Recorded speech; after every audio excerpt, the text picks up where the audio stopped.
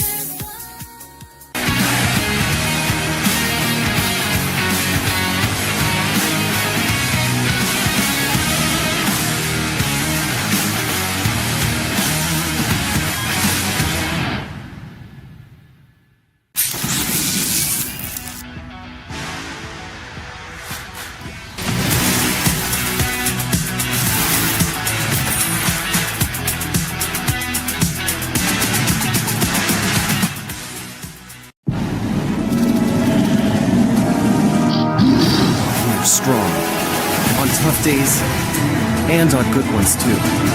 These are the stories we've written together. No challenge will ever break us! Ah!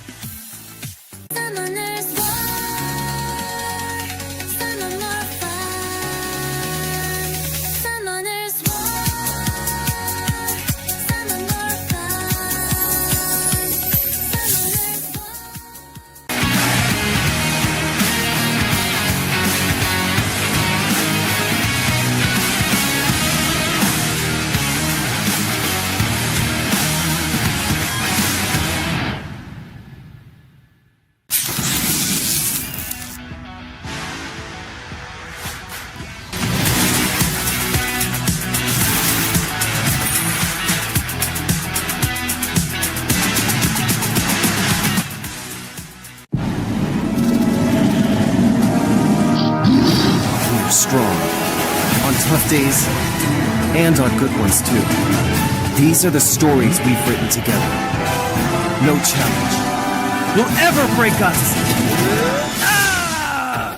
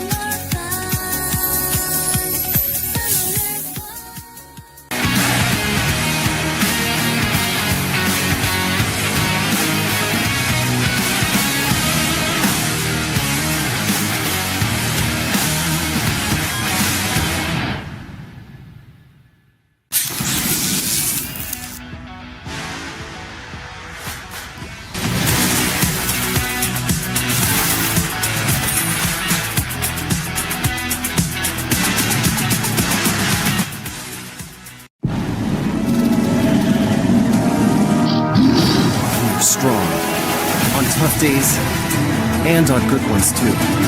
These are the stories we've written together. No challenge will ever break us! Ah!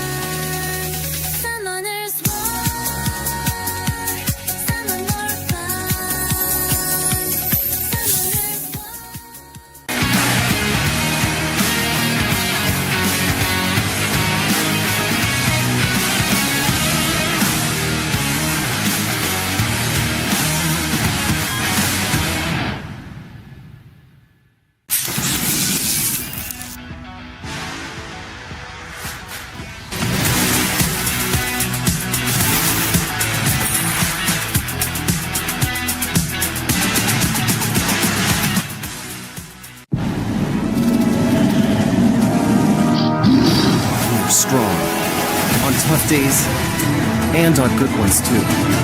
These are the stories we've written together. No challenge will ever break us! Ah!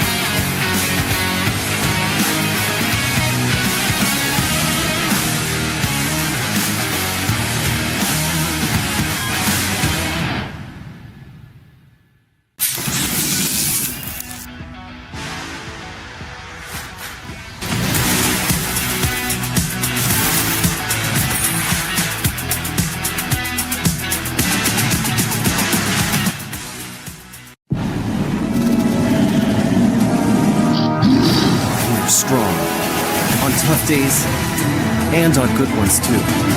These are the stories we've written together. No challenge will ever break us!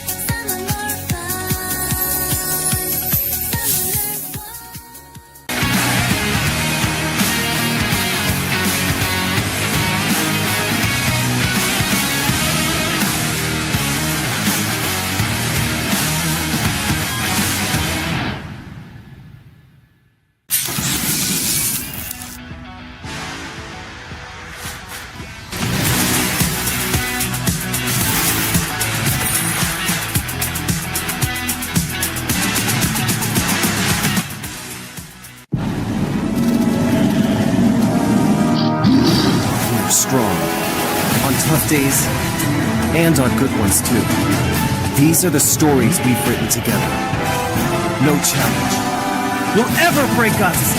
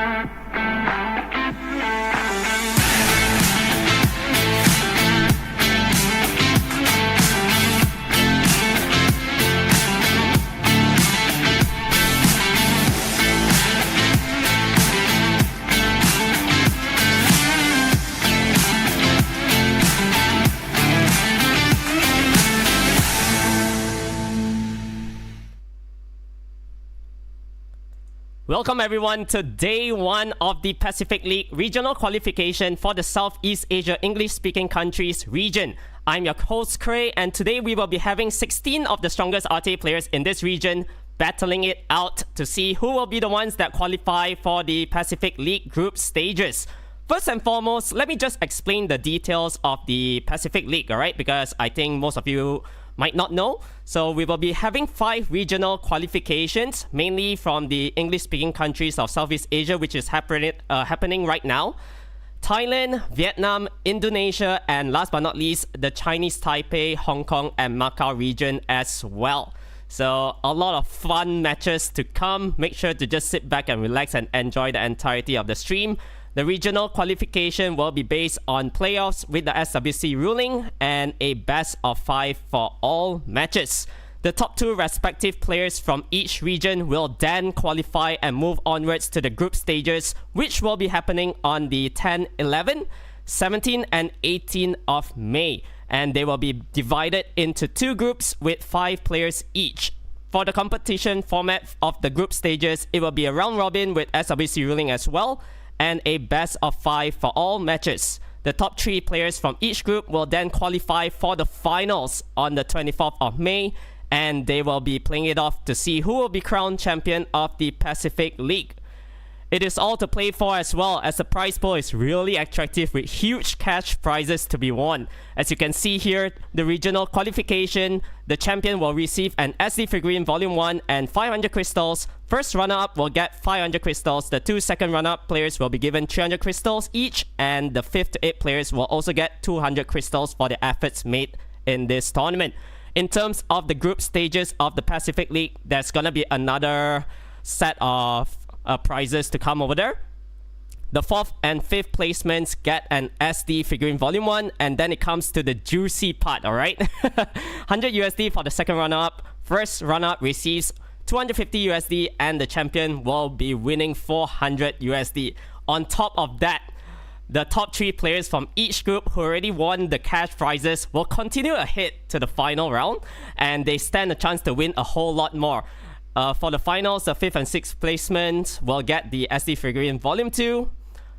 Second runner-up, the 2 of them will be receiving 500 USD, alright, US dollars, and a Light and Dark Summon Pack 1 for the efforts. 1,500 USD together with the Light and Dark Summon Pack 2 for the first runner-up, and the ultimate prize for the champion will be 3,000 US dollars. Really good money right there, and also receiving the twins figurines and the legendary all attribute pack. So as for today, this is the bracket for the C qualification. We do have Ginya up against Saintlego, Blackhearted, Fighting Cute, Casual up against 11414. Kai will be challenging ZCCC. And on the other side of the bracket, the right corner, Coco Melon fighting out XMorb. I believe that one is Charles and BrownXCony. Flynn up against Elfie. And last but not least, we have Proton S70 against Magnum Phoenix. Alright. So for today, we'll be playing out all the matches here. And it's gonna be a best of 5. Alright, whoever qualifies today, they move onwards to the quarterfinal round, which will be happening tomorrow. Alright, so make sure to stay tuned for that as well. That will be day 2 of the regional qualification. So here we go. We do have our first match of the day. The first best of 5 between Ginya and Saintlego. So what will the pre-bans be?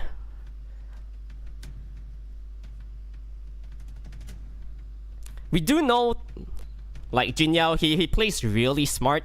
This guy always very staple in the top 10 RTA scene. So it's gonna be the Adriana and the Ming ban out. I believe Ginya already did some homework here. So he's just removing the Dark Panda just in case Saintlego goes for it. So first pick will be on Saintlego's corner. What will he choose?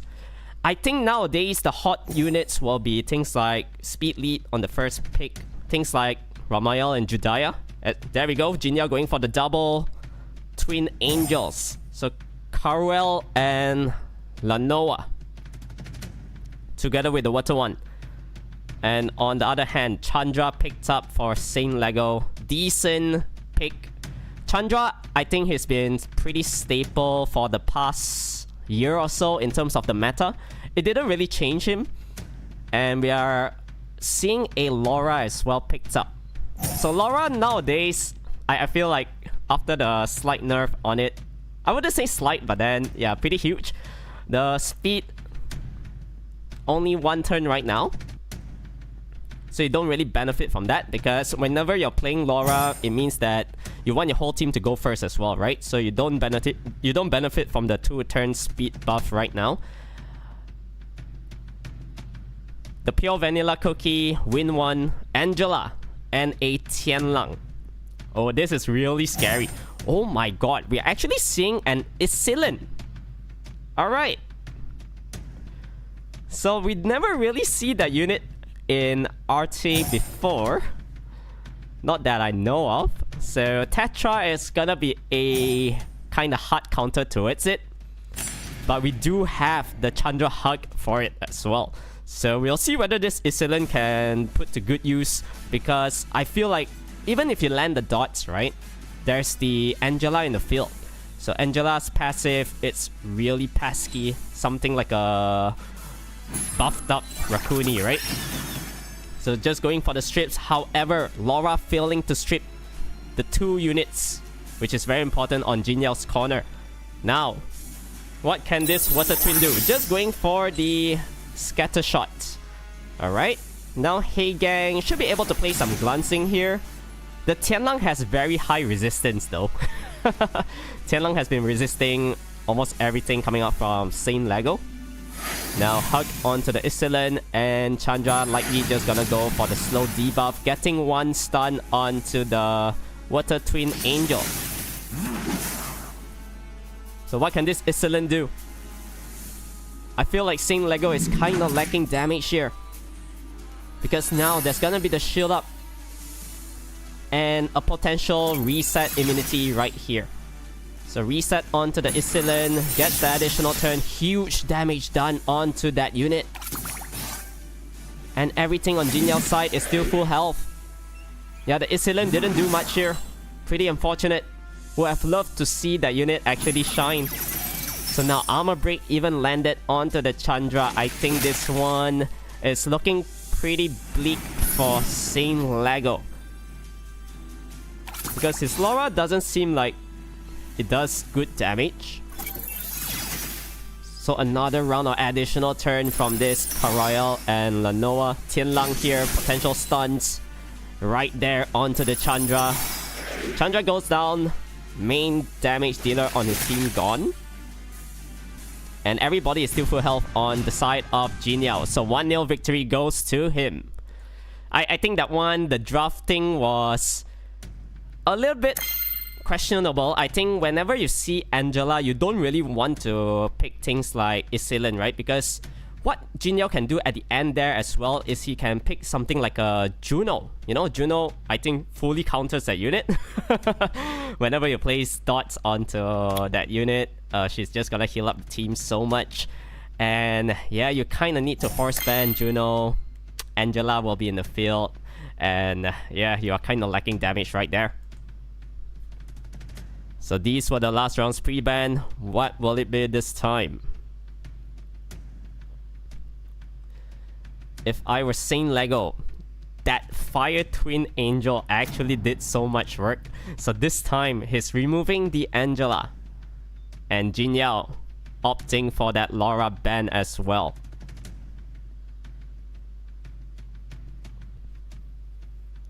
So Ginya this time getting first pick. I think, yeah, no-brainer. The Water Twin Angel is superior right now. 24% speed lead. Huge. Great skills coming out from that unit. AoE stun, strip, armor break. There's heal and shield as well. Everything in one, basically. That's why everybody is always contesting for it. So Chandra Vela on the side of Saintlego. Oh, I love this unit. Irene. One of the hottest picks right now as well in the current RTA scene. So what will Saintlego do here? Does he go for the old Holy Trinity back in the day when Sagar was great? He's still decent, it's just that, yeah, it's kind of hard to turn cycle with it right now because the cooldown is pretty long on the skill tree. So he's opting for this Oliver. Triple speed lead from Saintlego. So you just want to lock in everything here. And what will Ginya do this time? I think so far all of his units are kind of great against Saintlego. Do we see things like Tianlang because Tianlang counters the Oliver pretty hard? Maybe a Lucia as well. Yep. There we go. Tianlang Lucia means that the Oliver is definitely not gonna be banned out. And Saintlego do need some damage dealer here. Yep, here we go. The Ming. So Ming can potentially counter the Tianlang with the AoE stuns. However, getting force ban right there. And Irene as well removed from the picture. So once again, all matches will be a best of 5.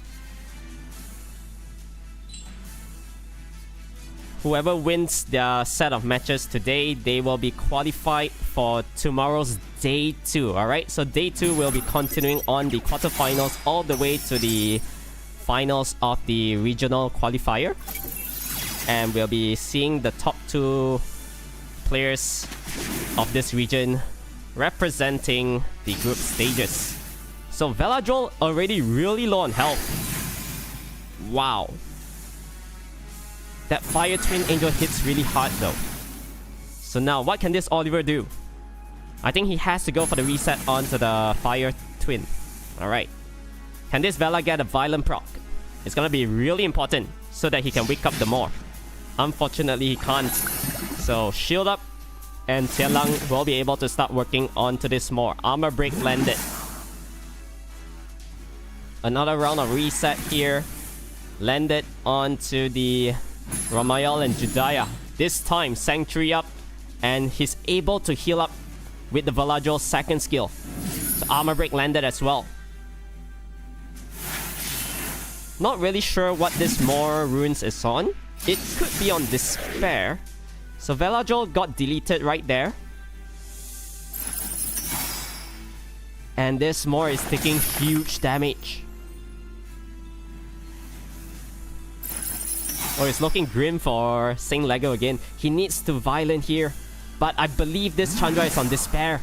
Because earlier we saw when he did the third skill, it actually stunned the Water Twin on the first round. So no hug will be placed yet. That additional turn able to bring down the Maw. So it's 2v4 right now. And once again, Ginya coming out ahead. 2-0. Really good drafting so far from what I'm seeing here. So I think Saintlego, he kinda need to go for something more like a damage dealer-ish. Maybe like a Meiho Wang, all this kind of thing could be slightly better. Because if you're running the Oliver every single time, there's so many counters that Jinyao can bring. That unit just doesn't work well against Jinyao's monster pool. Because remember, he hasn't even bring in Achroma yet. So there's a lot of options for him. The Tianlang Lucia just did the work. Didn't need Achroma, didn't need Juno. So pre-bans this time. Fire Twin Angel and the Ming. Yeah, he kinda need to change his strategy right here. So first pick, do you just steal the Water Twin away? I feel like you need to, you know? So taking his time here, thinking it well. First pick very important. And he's going to lock in the Maw. So Jinyao, I think he doesn't change things here. Another unit that he really likes is the Vanessa though. So we haven't seen that yet. It could be picked up. So going for the Segmat. Another favorite pick of his. Together with the Chandra as well. So what will Saintlego do here?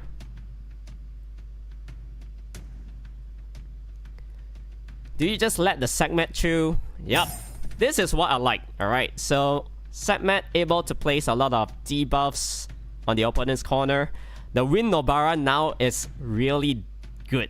The passive is insane. If there's a 2 turns debuff onto her, 1 violent proc, that's 50% health of the opponent gone. AoE, by the way. So Irene as well picked up, and Jinyao is going for the Miles and the Rakuni. So that 2 units always go hand in hand. Rakuni able to place the speed buff for the Miles. Big boost as well. Full attack bar means double damage.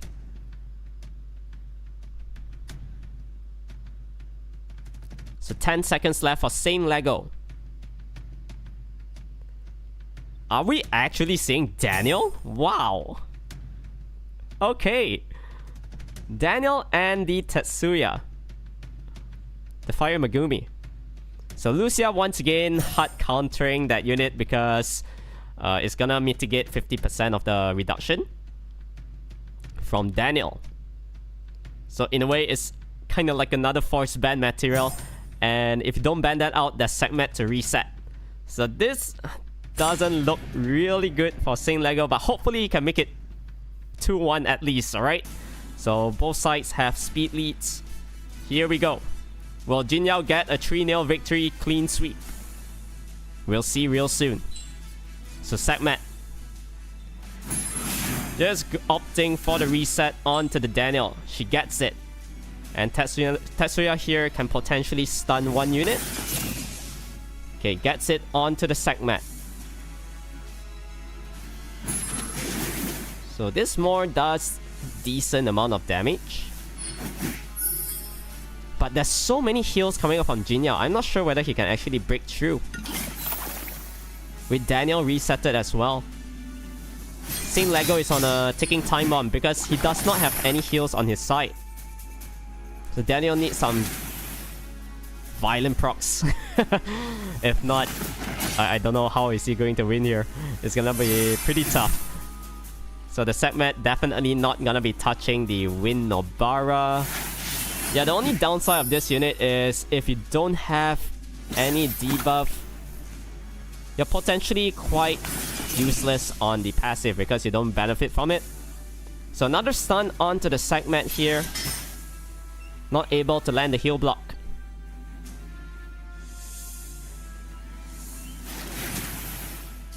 So Daniel. Alright, now full shield onto everybody. Oh, that stun onto Chandra, but the violent proc. Yeah, Chandra isn't even going for the third skill. He doesn't need it. So he's slowly working on the health of that Fire Megumi. Now Daniel can reset one unit. So Setmet does not have any skill for one more turn. Now, I think Chandra just goes for it, right? Or still opting for the normal attack. So good pushback. Alright, Tetsuya here. Yeah, nothing much to do. Yeah, you can't stun Lucia anyways. So just gonna go for it. Yeah, the damage only onto the Raccoon, pretty unfortunate. Didn't do much there. And everybody's still full health on Jinyao's side. Yeah, this is gonna be a long drawn out fight. But definitely favoring Ginya.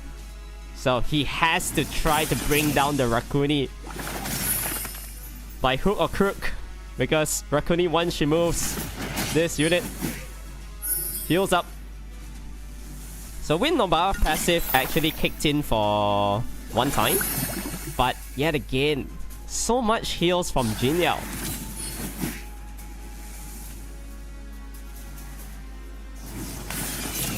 Okay, another stun onto the segment this time. As time goes by, I think Saintlego really needs to rely on his More. But we know this More is not on violent. Earlier it despaired the Raccoon. So not able to turn cycle as much as he pleases to. The Fire Megumi goes down. Oh no, Daniel has not violent yet. So he has to stun here, the segment. Not opting for it.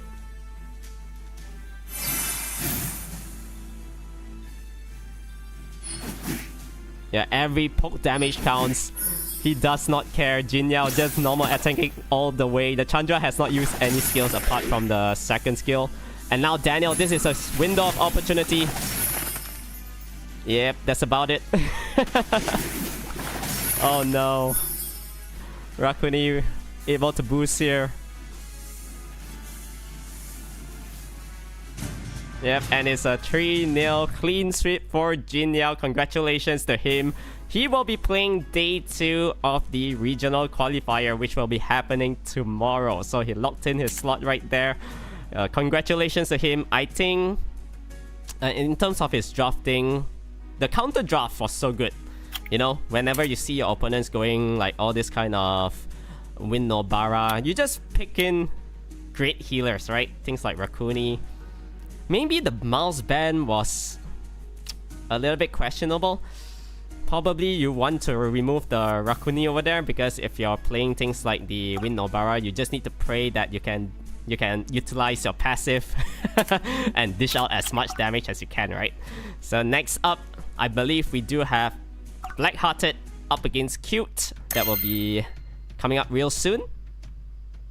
So far so good. I think we've been seeing pretty interesting comps. The Water and the Fire Twin combo, especially in the round 1, did so much work. I think people always underestimate the Fire Twin Angel's damage output, because normally people just run it on speed, HP, just artifacts, right? For the additional speed, it hits really hard. Earlier you saw one skill almost brought down that Valadril over there. So this time, our next set of best of 5, Cute up against Blackhearted. Oh my god, Blackhearted is giving some chance here, banning off this Dark Slime. Okay, that's a little bit cocky. Okay, we'll see whether it backfires onto him later on. So what will Cute do? Going for the Chandra pick. And we know Blackhearted does have a variety of LD Nat 5s to choose from. However, he does not have Ginya. So going for the Water Twin Angel and the Fire Twin as well. Usually for Blackhearted, yeah, love to see the full LD draft coming out from him. So Valadril and the Sekhmet, pretty standard stuff all around.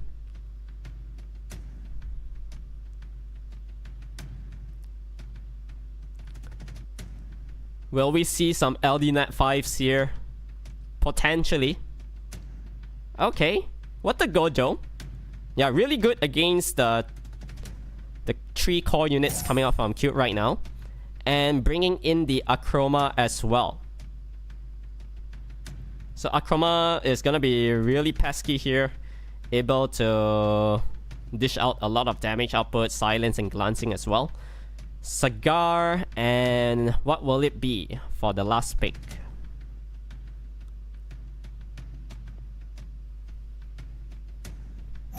Jonam. Okay. So one thing I don't really like about Jonam right now is that the third skill, yeah, instead of the absorption of the attack bar, now it just reduces the opponent's sight.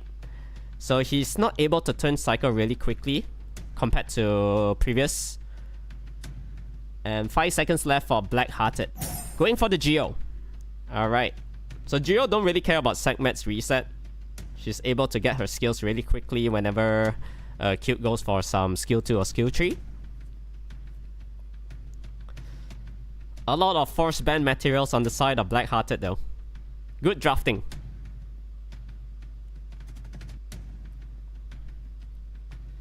Do we just see a potential Akroma ban? Yep, there we go. And it's gonna be Valadril removed from the field as well. Both sides having 24% speed lead. Let's start our best of 5 between Blackhearted and Cute. Sekhmet moving first. Probably just resetting off this Fire Twin. And that's gonna be the suppression. Not able to land onto the Sagar. That is actually huge.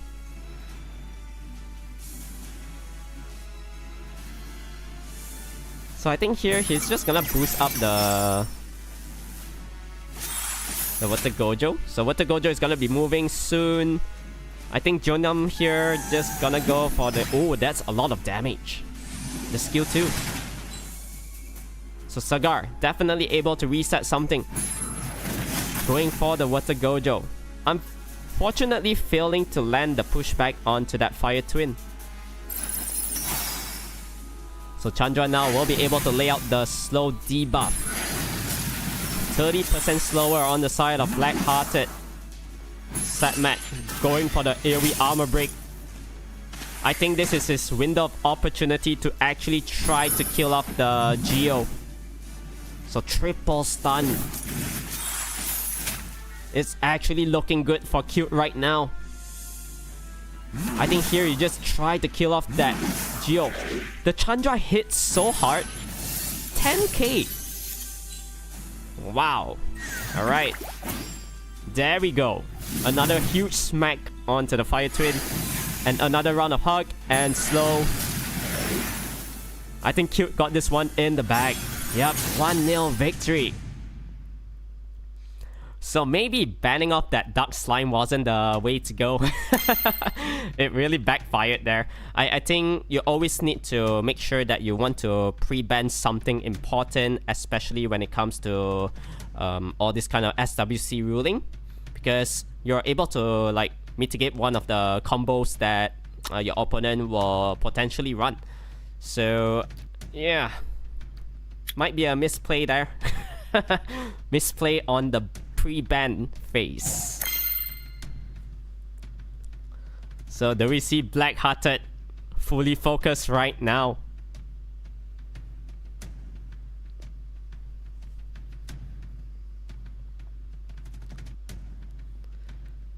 So taking their time on this one. Okay.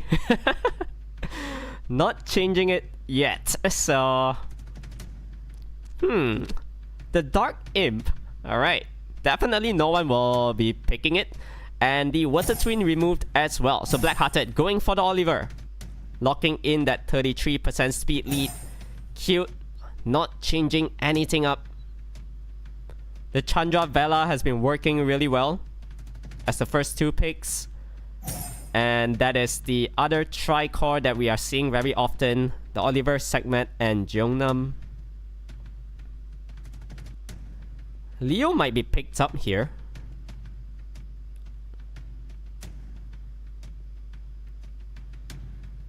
Although Leo is not really that good against the 3 units so far coming out from Blackhearted. Locking in this Heigang as well.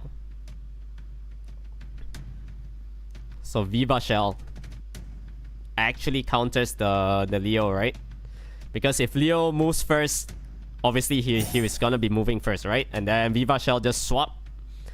Leo is dead. So that is a potential force ban material. Locking in the Usher as well. So another fire unit to deal against that Leo. And what will Cute do here? 10 seconds left. Does she have a ragdoll if she's going Leo here? Probably. Okay, going for the Mei Ho Wang instead. So Viva Shell Force Ban and the Fire Monkey King as well. Well, it all boils down to whether this Leo hits hard. Because if Veladrol can land one armor break, as we do know, the punishment cooldown is pretty short. So yeah, it all depends whether this Usher can silence. Setmat can land the resets as well. We'll see. So failing to get the pushback onto the Segment. Reset landed onto the Vela. So no Sanctuary for 3 turns. And Oliver here can't really do much. Just gonna use the second skill.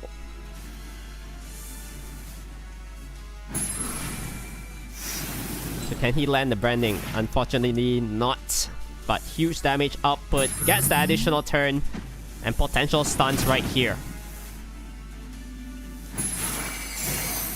Okay, getting one stun onto the Usher. Chandra getting Violin. So definitely able to hug. And get some attack bar boosts. So with Leo in the field, you don't benefit from the speed debuff.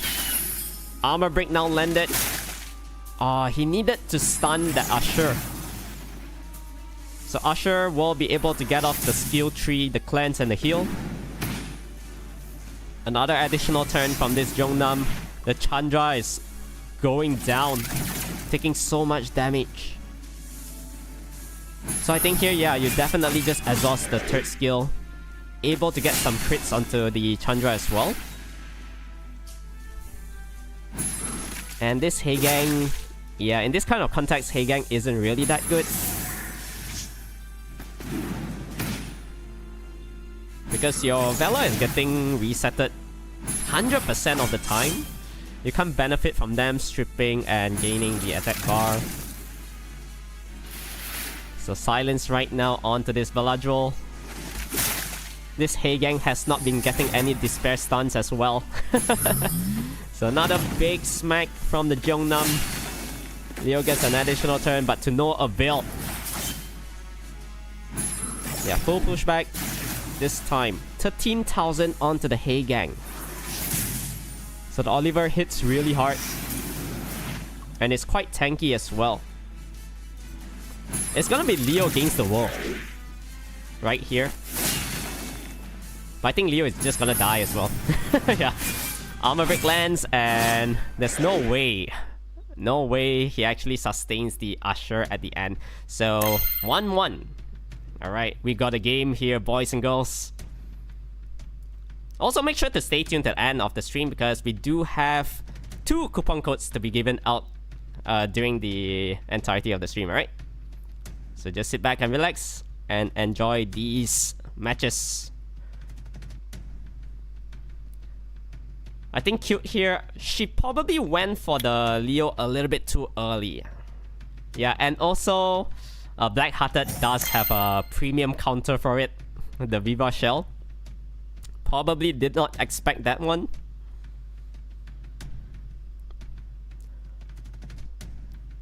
So I think Blackhearted is finding another funny light dark unit to ban.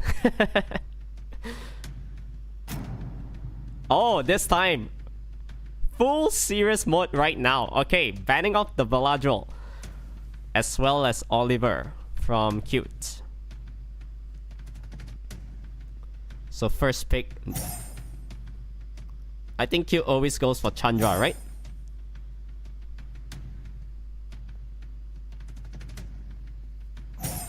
So Ramael and Judaya picked up as well as a segment here. Yeah, does not want Cute to have that unit. So Blackhearted could potentially run something like a Karael and Lanoa, the Fire Twin. It depends what Cute does here. If she goes heavy water, then we are definitely seeing things like good strong wind units. Alright, Sagar, Masha.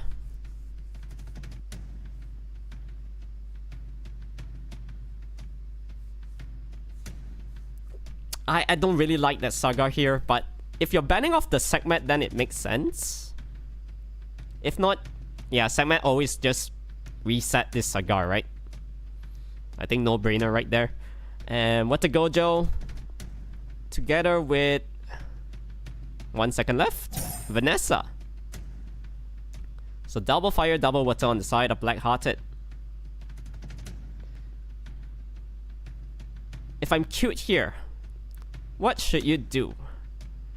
I think this Smicer pick is nice, because there's no immunity on the side of Blackhearted just yet, and you don't really care about resets as well. You just need the Smicer's passive, able to lightly strip, push back, and also land silence 2 turns. So Jongnam here really good as well. Okay, I think it's just gonna be a Ming Force ban. It counters the Jongnam pretty hard, but we'll see.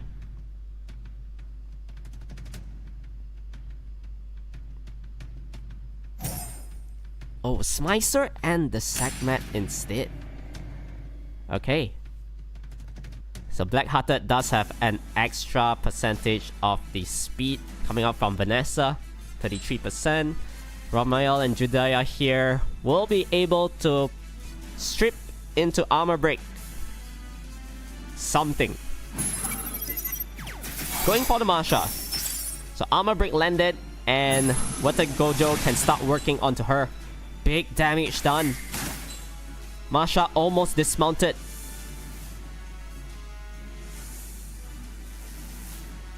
I think Ming here is thinking whether to just remove this Masha here. Alright. So Masha probably not looking good for Blackhearted because now there's gonna be the hug.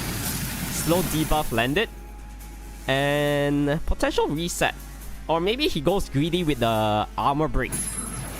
Alright, just playing it safe. Gets the additional turn though. So armor break something.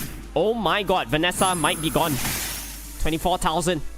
And Jongnam is able to heal up the team. Gets another proc. Vanessa goes down.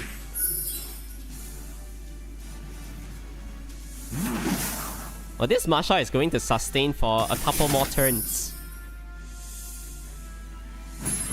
So Ming going for another Calm Mind. Now, starting to work onto the Chandra. A really nice provoke coming out from Saga though. So able to control the Water Gojo one turn.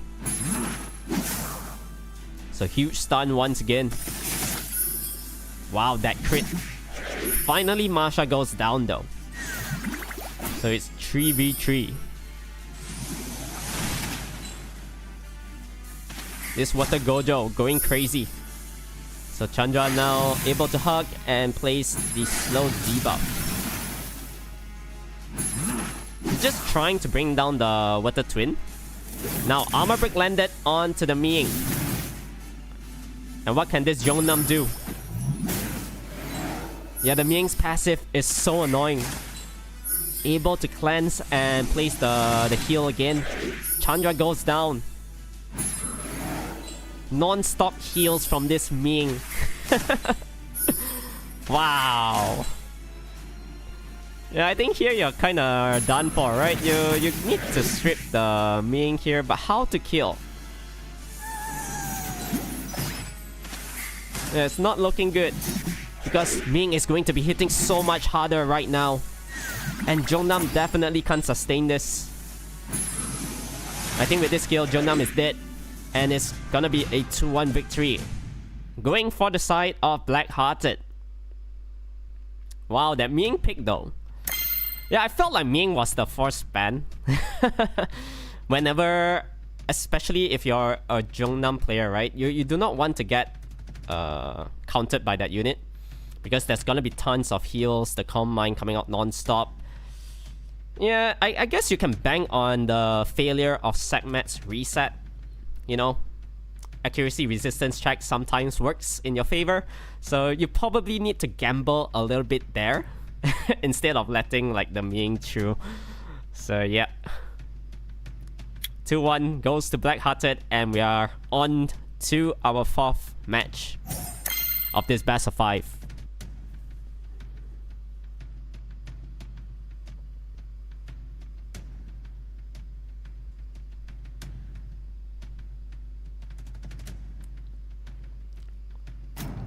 Okay, pre-bans locked in. The double speed leads, the water variant. So Chandra and the Water Twin removed. And Blackhearted, I think, probably just goes for Oliver here, right? Okay. Now if you see Oliver, do you just go Hey Gang and Vela? Kinda makes sense.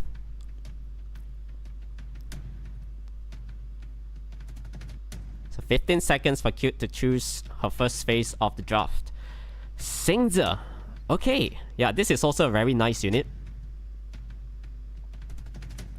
I think with the recent buff that he got, a very nice skill kit.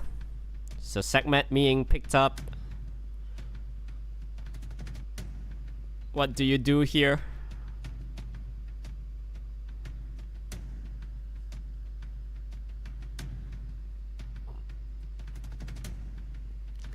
I think at this point you kinda need to let the Oliver through, right? So maybe going for something like a Lucia will be nice. Oh, okay. I'm not really sure about this Fire Cassandra. Okay, it means that it's a force ban, and you want to remove the Sekhmet as well. Because if Sekhmet just resets off your Fire Cassandra, what can she do after that? Right? She's deemed pointless because your passive is gonna be resetted. You can't ignore defense anything as well. So Sagar on the side of Cute, and Blackhearted just opting for this Irene and the Water Gojo, which have been doing a lot of work. Yeah, the Water Gojo damage output is so nice. And the beauty of the passive is that you cannot control the attack bar of it. So he's always just gonna be getting turns and turns.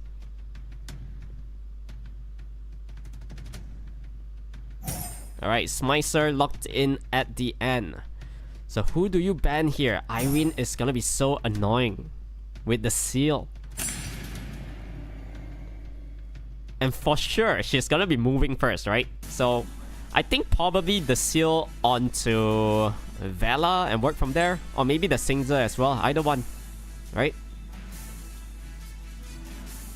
Or do you just remove the Fire Cassandra first? There's a lot of options for Blackhearted. So going for the Demon Bag. Gets it onto the Singza. So this Fire Cassandra might be resetted here. And it's not looking good for that unit. Because the Gojo is gonna be moving. So Sanctuary will be placed. But you need... there's no way you violent proc with that unit, right? Definitely on some sort of Nemesis build. It's already down to last hit. Now, Singza is back though. Gets a huge stun onto the Water Gojo. Armor Break landed onto the Irene. And there's gonna be some sort of heals coming out from Vela. Yep, the Ming once again counters the Singza really hard. And Fire Cassandra goes down.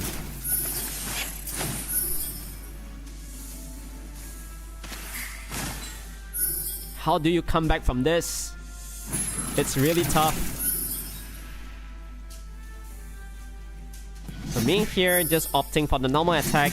Gets the armor break onto the Wind Monkey. The Singza is in trouble.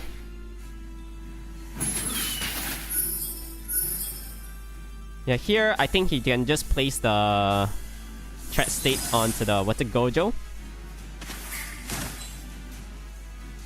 Singza got no choice but to aim it for another turn. Yeah, the Threat State actually huge. You're able to deter your opponent's 2 hits. And another round of resets onto the Sagar, so he's definitely not gonna be resetting anybody real soon. Water Gojo gets another additional turn, and Singza down to last hit. Will definitely drop here. And it seems to me, Blackhearted will be progressing onwards to the quarterfinals tomorrow of this regional qualification.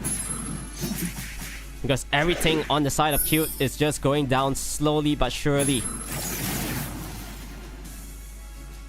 Yeah, Irene's so good. Yeah, 3-1 victory goes to Blackhearted. Congratulations to him. Irene, man. The seal is, I feel like, a little bit too strong, you know? Because one thing I really like is that you can remove one unit out of the picture, and then the attack bar also depletes, you know? So it's really nice to have that unit. I think if you're... Okay, especially when there's now the Net 5 selection event, if you're really into RTA, I think one of the top units that you want to pick definitely has to be the Irene, alright? So personally, I took that. And it's been actually getting me like improving the win rate of the RTA, right? So let me just double check here. Okay, so just an update, guys and girls. Match 3 between Casual and 11414 will be cancelled. Alright, so I believe 1-1 is not here. So Casual gets a free win.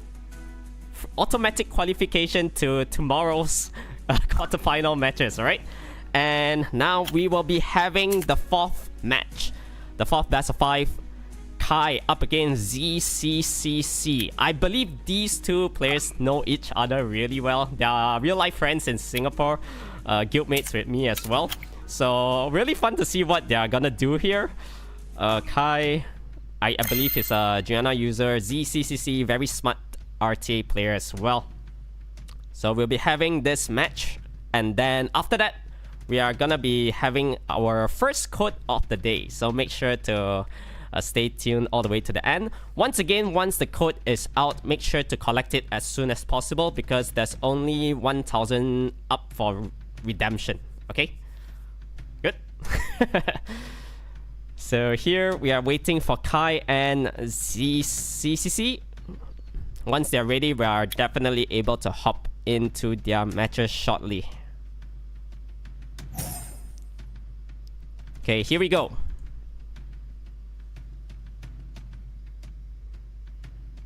So pre-bans, Water Twin Angel and Hey Gang.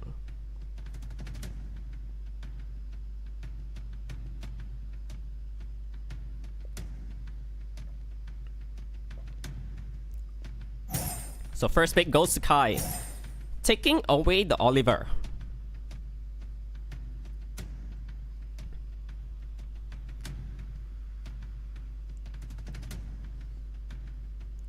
So going for the Maw here. Alright, Maw is decent, good strips. But what to follow up as well? Do you want to just counter the Oliver first? Alright, I like that. Segment is huge. A really huge pick. And Kai is going for the RaiQuni and Mouse. So potential big damage output combo right there. And ZCCC. Geo is nice. Alright, Geo counters the Oliver pretty hard. But it means that you're just gonna be banning off the RaiQuni, right? I don't think you'll let RaiQuni through. Smicer with the silence. Good normal attack heals. And for the last pick, 10 seconds for it.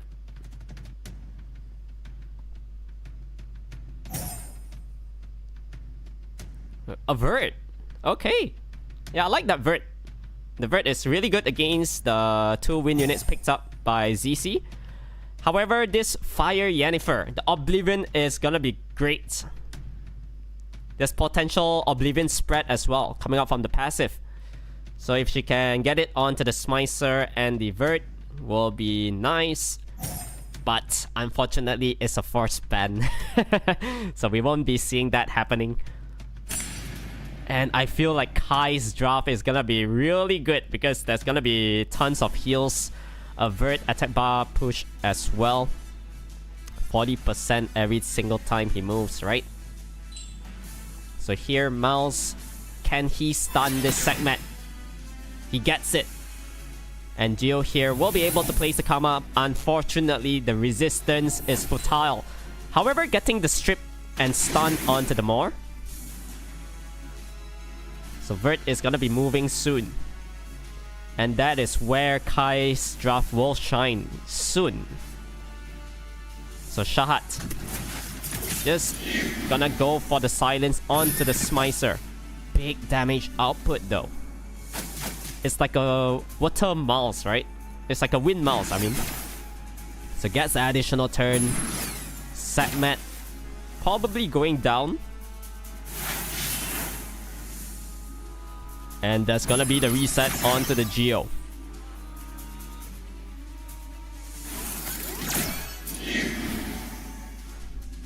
Alright, 2 units silenced up on ZC side.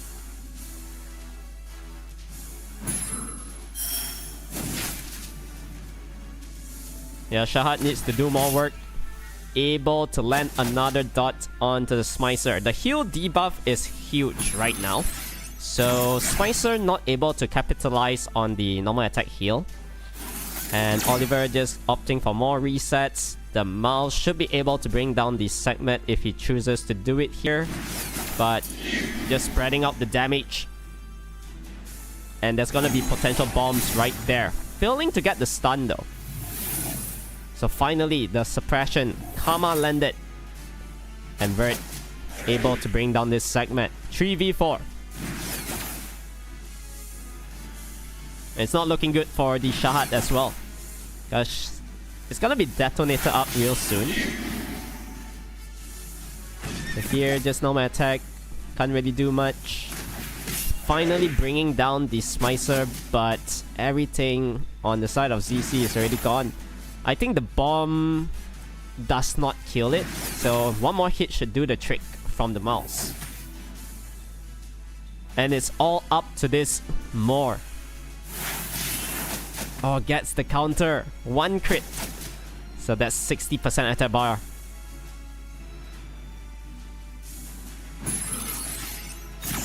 Yeah, I think here you just go all in onto the Geo, right? Don't let her move. Here you can probably just strip the more. Nice stun.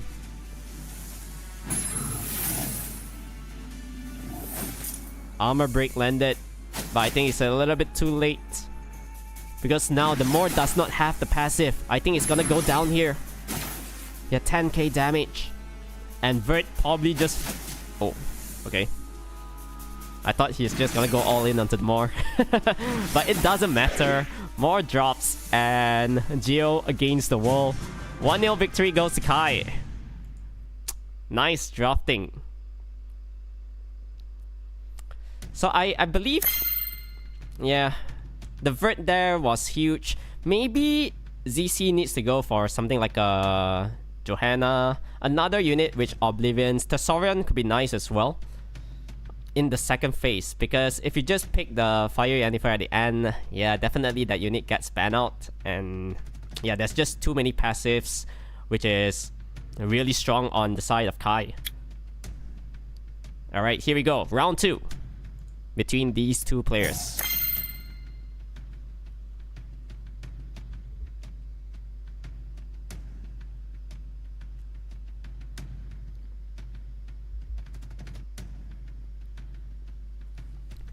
So both sides taking their time on the pre-ban here. It's locked in. Tomoe and the Fire Twin. Karoyal and Lanoa. Alright. I think it's gonna be a contest for Water Twin Angel, but I might be wrong. Could be Oliver instead. Okay, here we go. Locked in. The Oliver. And will Kai bring out the Gianna right now? Is it time? Or does he want to keep it for another combination? So going for the Tetsuya and the Ramael and Judaya. Yeah, Tetsuya also nowadays really strong in current meta. The attack bar that he gets every time the opponent hits the allies is so much. 30%, right? When you just do an AoE attack, that's almost a full attack bar. So Etna. Etna is going to be really strong against ZC's side. Locking in this Gianna as well. So I think if you're ZC, if you go for a potential Josephine here, could be okay. Yeah, Josephine Ming I think works pretty well against the side of Kai. Because there's so many stuns coming up from his side.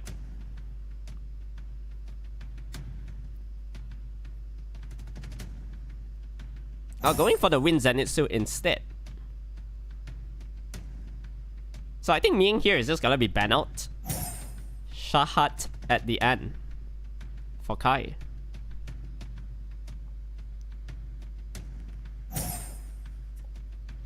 Because even if you got this 33% speed leader, right?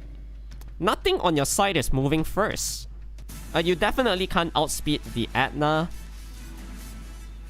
So Etna here should be able to free will armor break, land as much damage as you can. Did not get it though. So potential pushback. Tetsuya here will be able to stun the Oliver. And will we see a capture onto the Wind Zenitsu? Okay, going for the more instead. Huge damage done. And now Water Twin Angel will be able to boost the Gianna. And able to land this bomb. Alright. So do not forget, bomb actually kills off the Wind Zenitsu. If he Venom procs here, it's gonna be bad. Okay, thank God. Because, you know, Wind Zenitsu always procs. If he proc there, he's dead. So, Angela able to save him for one more turn. At least. And Tetsuya here going for more damage onto the Wind Zenitsu. With the Seal Rune here, definitely no violence, so just gonna opt for some damage onto the Ginya. More is gonna be dropping real soon, but heals coming up from Angela as well. So we'll see. So everybody should have shield up right now.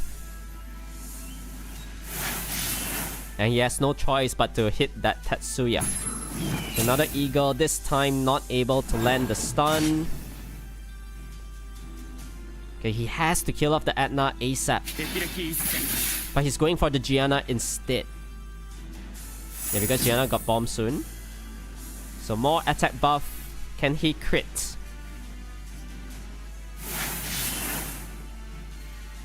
$8k damage. No stun from the Water Twin. Pretty unfortunate there. And Ginya failing to land the bomb as well. Oh, this match can go both sides. Really close. Because Moore is still surviving by the skin of his teeth. However, now Shatter Armor Break, and there's gonna be another round of capture. I think here you just remove the Moore or Oliver, right? Do you go greedy? I think you just kill off the Moore. Yep, there we go. And now, win Zenitsu. Can he stun? Alright, he's opting for the kill onto the Ginya. Gets the additional turn. Nice stun onto the Atna. So triple win on the side of ZC. I think if he brings down the Atna, he has a very good shot at winning. Because the Wind Zenitsu does have the passive still. So you can't really stun the unit. Atna goes down.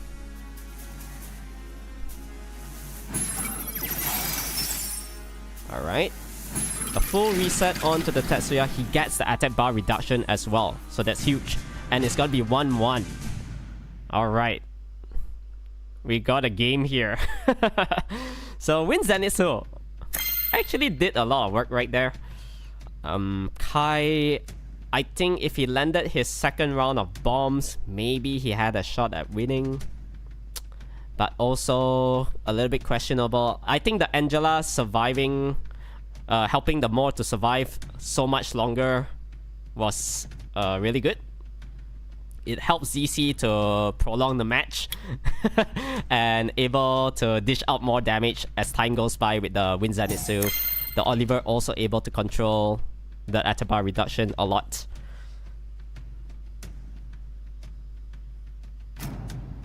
So pre-bans this time. Water Twin and Wind Zenitsu.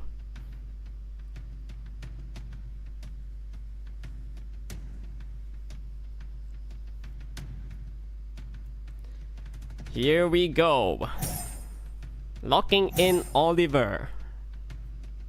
It seems to me like everybody is contesting that unit for this tournament. Mainly because the Water Twin is always pre-banned. So Chandra... Do we see a Vela as well? Okay, Chandra segment.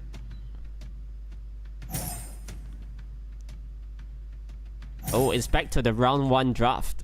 So far everything the same. However, ZC does need to shift a little bit of units here. Maybe picking in things like Tsarion right now will be good. And then you can last pick Fire Yennefer.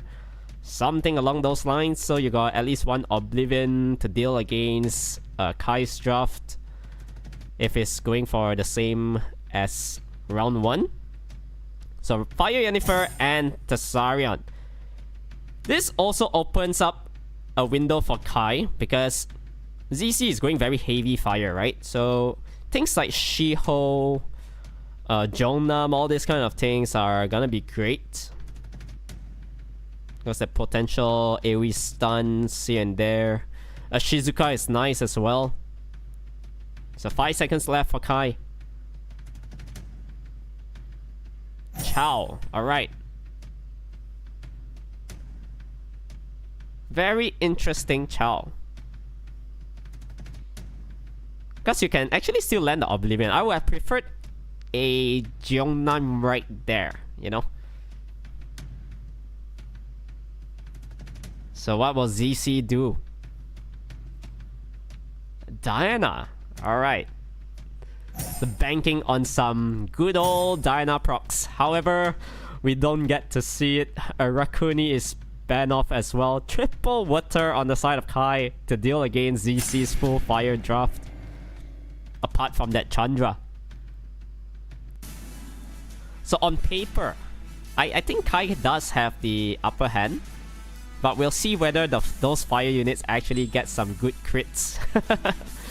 Alright, so another huge stun right off the bat onto the segment. Full reset onto the Thessarian. So no armor break coming up from him for at least 2 turns. Immunity all round. This Yennefer can't do much.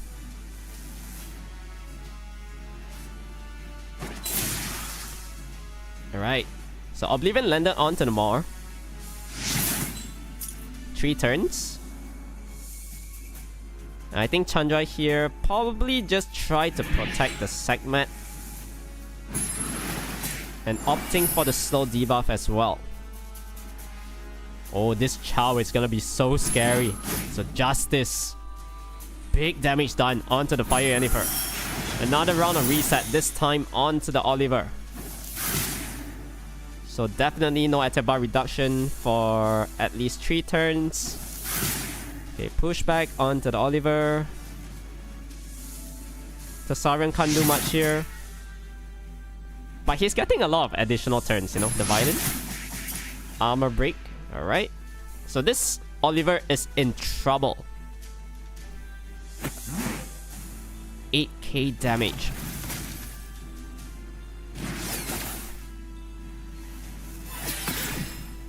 Alright, a stun onto the Fire Yennefer. Now, do you just go greedy with the Aerie armor break? Opting for the reset. Alright. So I think here should be able to Oblivion up something if he chooses to, or just go for the kill. Oh, nothing is gonna stop this Chow. I think the Fire Yennefer is gonna go down. Huge stun onto this Tessa. The armor break, Chow's just gonna be soloing this whole team, I think.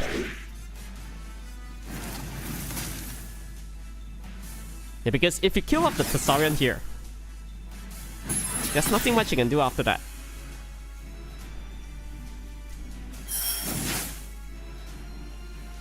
One last hug.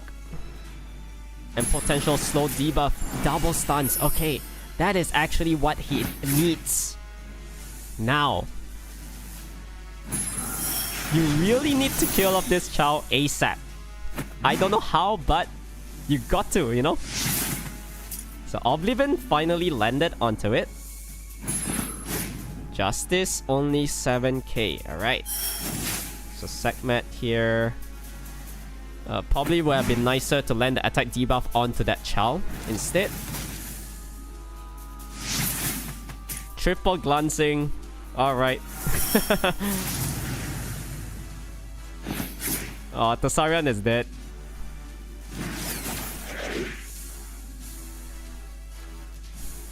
But this is his last chance. If he can kill off the Chow, imagine.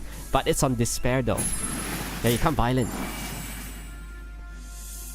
So even if you just reset the Shizuka here, Chow is probably gonna heal up if he cleanses the heal block. He does not, but yeah, just normal attack should do it. The more, no stun, but keep on 2 turns. So a little bit unlucky for ZC. And this Chow is gonna be healthy soon. No, he can't kill it. Alright. Pretty much GG. He knows it. And Kai taking this 2-1. Yeah, that Chow pick at the end. Really good. But like I said, I think in that last slot there, the last phase, you could pick things like Jongnam. Any AoE water unit is gonna be like really good there. Chow obviously is susceptible towards Oblivions. So kinda lucky that ZC didn't aim that unit first. He had no opportunity to do it because with Shizuka's 2 turns immunity, yeah, he actually stalled for quite long. He had no choice but to work onto the Oliver first, which he did not really care about that, you know.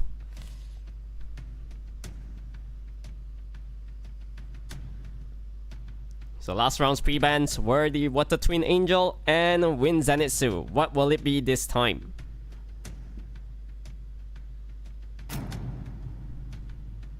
The Fire variant instead, and removing one of the speed leads.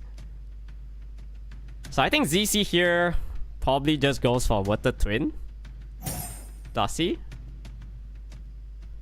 Alright, he actually loves the more.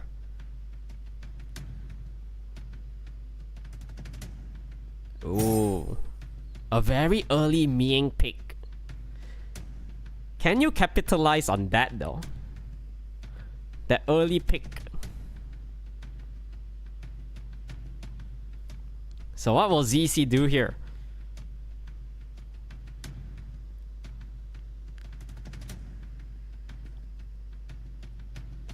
Five seconds left. He's thinking it thoroughly. Does he have time? Oh, okay. He's gonna lock in the Shahat or Jongnam. Not sure he had the time though, but it seems like he did because he still got 30 seconds here.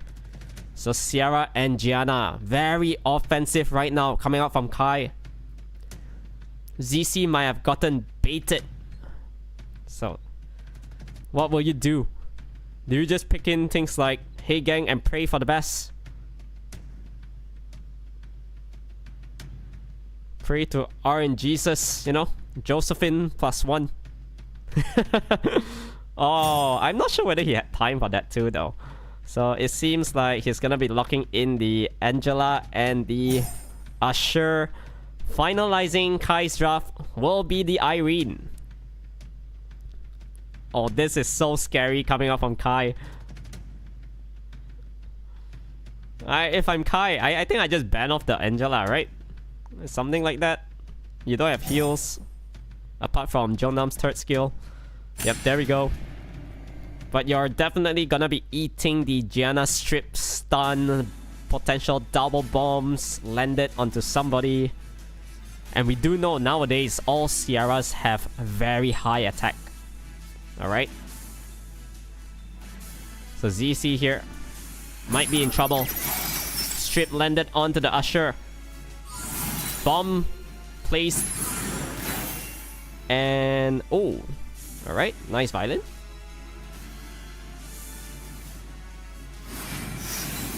But I think Sierra double bomb should be able to bring down the unit. Yeah, no way this guy survives. 37,000. Look at that. And now there's gonna be a silence coming out from the Shahat here. He has to land it. Alright, didn't land, but then huge damage done onto the Sierra. Scatter shot, getting the stun onto the Moor. I think Moor is gonna go down here with all the normal attacks coming up from the Oracles because of the additional damage build. And with the Calm Mind here, I think Sierra still drops.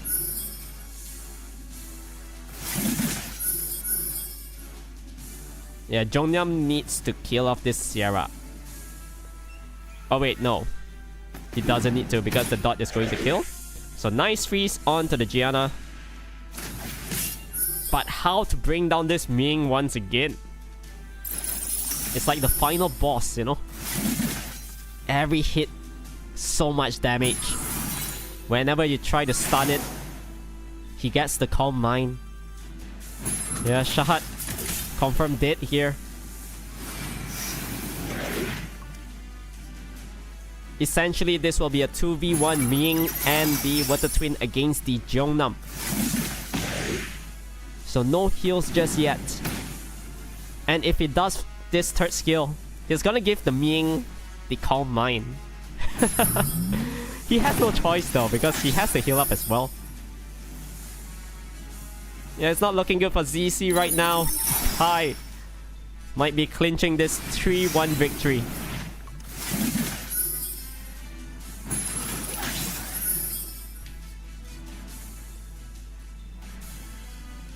So stealing the counter buff.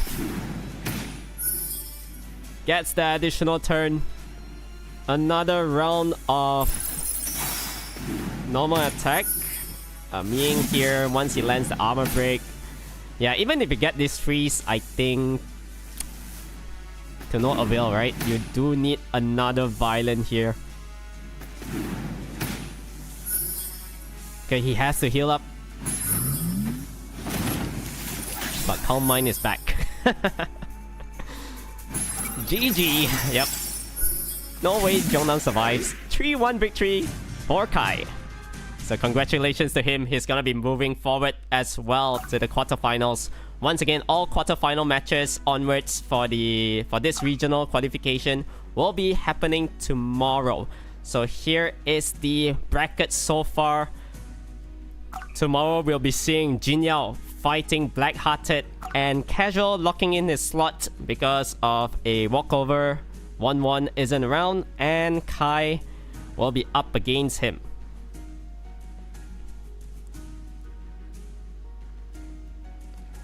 And on the other side, we still have another 4 sets of best of 5 matches to come.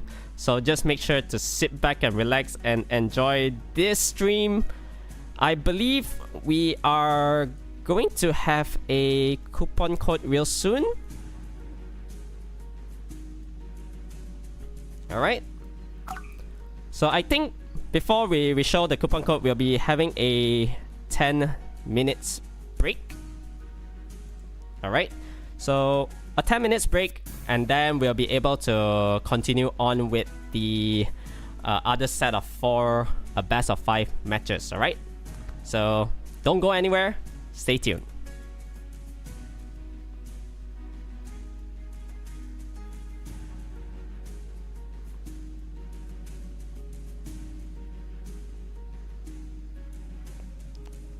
Alright, once again, before the break, I'm gonna be releasing the first code. So here you go. Alright, go PL32 Champ C. You'll be able to receive 100 energy and 100,000 mana. Alright, for your efforts here. Make sure to collect it as soon as possible because there's a limited redemptions on it. Okay, once again, go PL32 Champ C. You'll be able to receive 100 energies and 100,000 mana stones. So make sure to do it as soon as possible. We're gonna be diving into a short break. So once again, stay tuned all the way to the end. See you soon.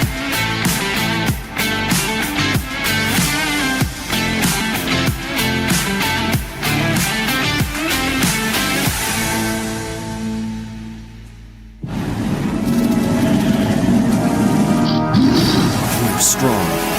On tough days, and on good ones too. These are the stories we've written together. No challenge will ever break us! Ah!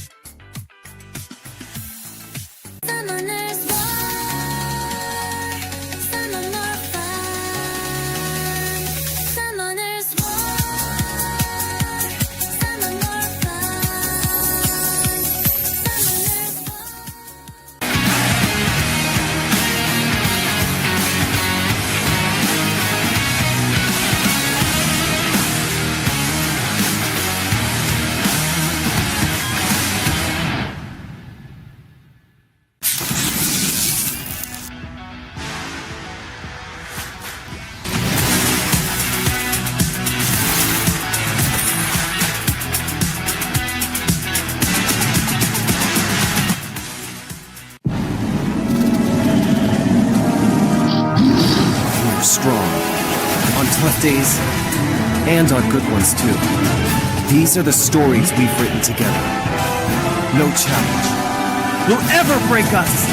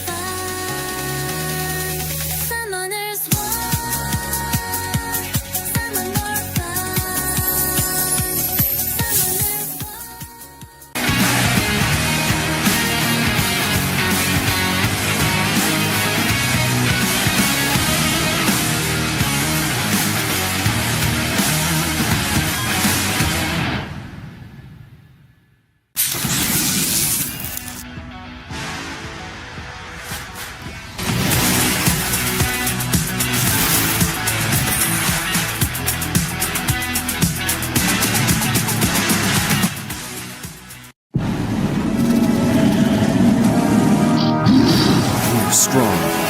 On tough days, and on good ones too. These are the stories we've written together. No challenge will ever break us!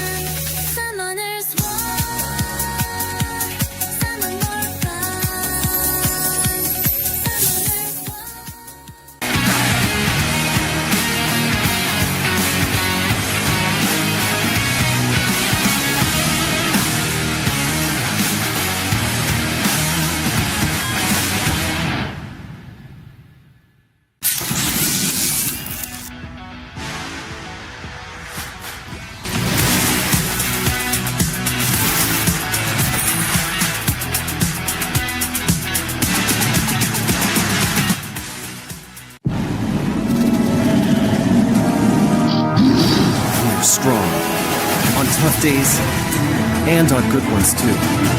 These are the stories we've written together. No challenge will ever break us!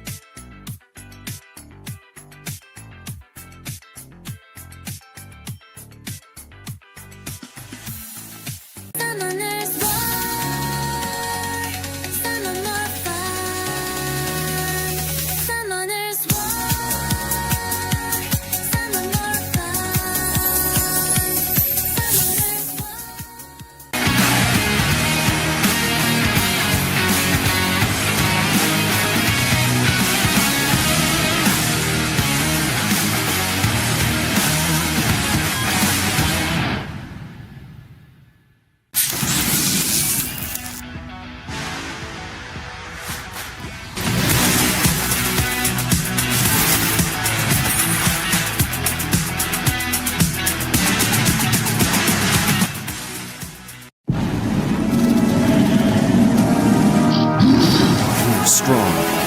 On tough days, and on good ones too. These are the stories we've written together. No challenge will ever break us! Ah!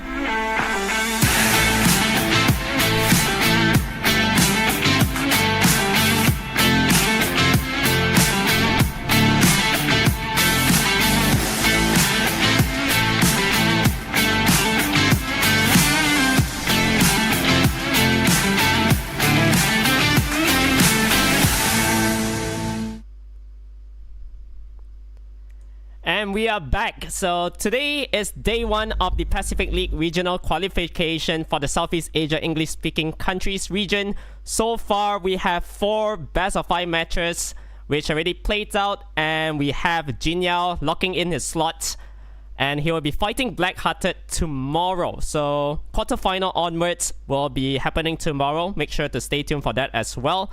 Ginya, Blackhearted, Casual, and Kai locked in their slots for it. And now we are going to be continuing on with another 4 best-of-5.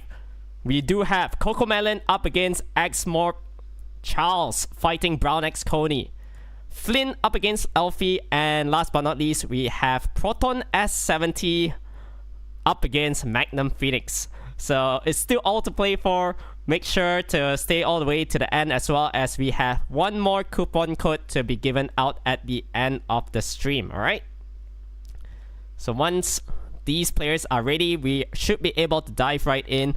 We do know Coco Melon, this guy. I think no introduction needed. He has so many LD Nat 5s. I think at this point, at least more than 35. So he has so many options in terms of his drafting, things like that. And definitely, I think one of his staple core units will definitely be things like we are always seeing him going for things like Veronica, Gianna together, right? I think those two pairs really well hand in hand. And I'm not sure what XMorb has in store for us, but I think this guy also should be able to put up a really good fight against him. Alright, so once they are ready, we should be able to dive into the matches. So all the players today playing, whoever wins will qualify for the quarterfinals, once again happening tomorrow, the 20th of April. And in terms of the regional qualifier, the prize pool is also pretty nice because all players, basically the 5th to 8th players, will be getting 200 crystals. The first runner-up, 500 crystals. The 2 second runner-up players given 300. And the champion will receive an SD figurine volume 1 and 500 crystals as well. So here we go. Coco Melon up against XMorb, Irene, and the Hey Gang band.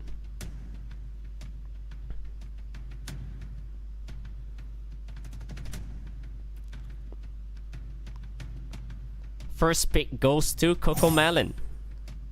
So I think here, Oliver?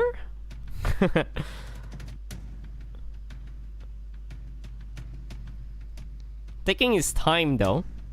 He's choosing between Water Twin or Oliver, I guess. Either one of those units. Lock in a speed leader first will be nice.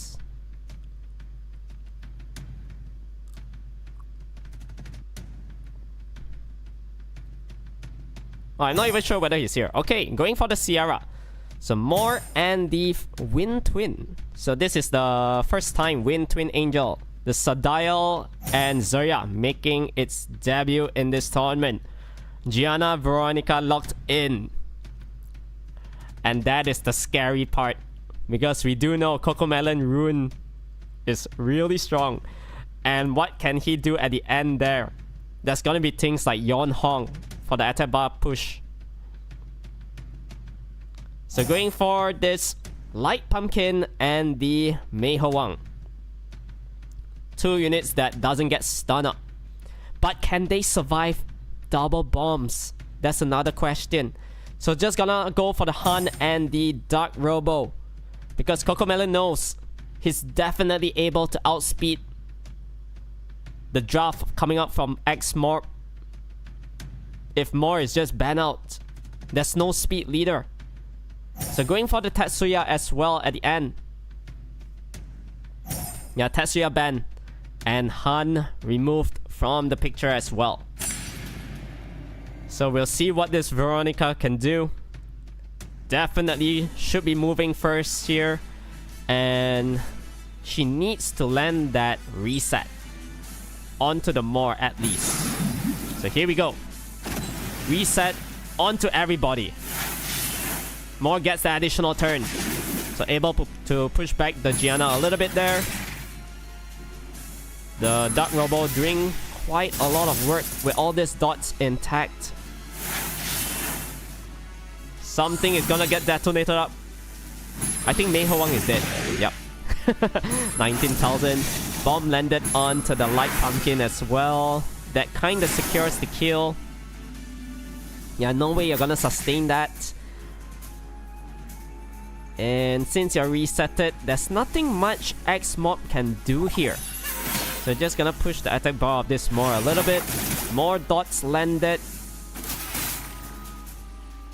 And it's not looking good for Morb. Yeah, more surviving on 1 HP. The Wind Twin is dead. And 1-0 victory. A very clean fight coming out from Coco Melon. So like I said, he's one of those players that love to go with something like a Veronica, Ginya. I feel like you kind of need to break that combination up. Or maybe even just pre-banning something like a Yon Hong, right? Because Coco Melon there, he knows that he don't need to speed contests. He can go a little bit greedy with the Han pick. And fitting in another Dark Robo there for good controls. With all the dots as well coming up from Veronica and that unit. Yeah, everything just goes down really quickly. 1 dot is 5% of the max HP of the opponent, right? So yeah. I think XMorb kind of needs to deal against those kind of routes. Try to pre-ban one of those first. Although Irene is a nice pre-ban earlier, but we do know Coco Melon has a lot of premium LDNet 5s to choose from. So this time, Ginya and the Moor will be gone.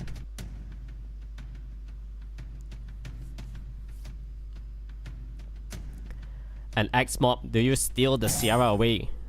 I don't think you need to. Okay, going for the Tetsuya. So it's still gonna be the Sierra and Veronica. Because even without Ginya, right? He can opt for Yon Hong, Han, and Dark Robo. Oh, it's not looking good. Oh, now that I think about it. Oof. Alright, going for the Fire and Wind Twin. So yep, here we go. Yon Hong picked up. Definitely another AoE strip in that slot. Going for the Light Nobara instead. Okay. Alright, something that we don't see too often.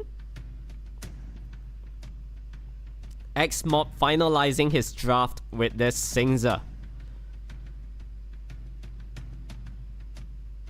And fitting in a Masha as well. So very heavy orientated fire units right there.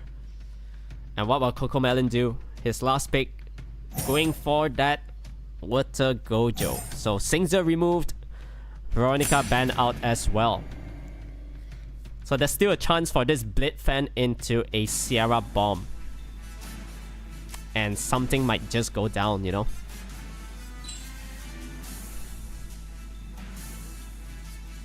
So here, definitely opting for the Blade Fan. Huge damage done onto the Masha.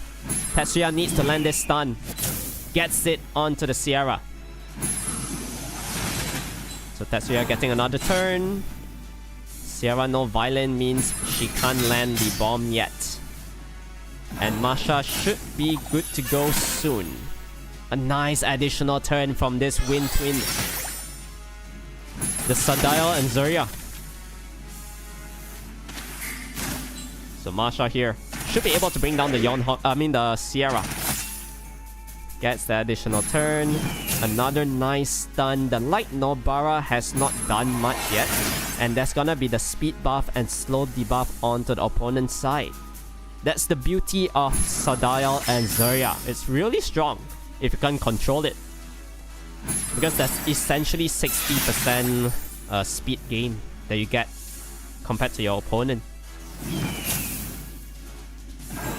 So from the looks of things here, XMorb might be clinching this one. He just needs to kill off the Yonhong, so there's no more heals. And now, what can this Light Nobara do?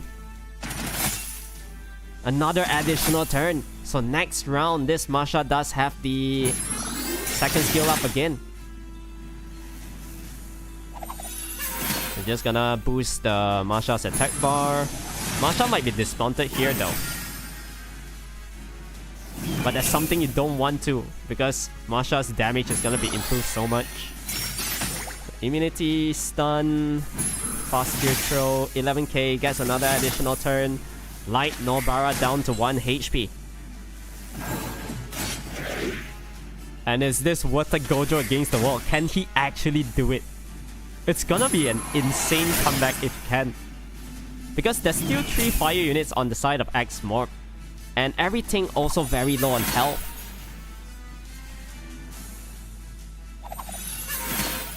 Alright, here we go. He has to stun. He gets it. So Masha with the glancing. Defense buff right now onto that Water Gojo. I don't think he can sustain. All this pop damage with the speed debuff onto him was so good. And XMorb actually getting 1 win here. Really nice job coming up from him. That was great. He was able to bring down the Sierra really quickly. The Yonhong couldn't capitalize on the heal. And things just went south from there. I felt like that Light Nobara did not do much though. Would have been better if it was like another unit. Things like Han. Maybe fitting in Dark Robo there as well for your last pick. Something along those lines.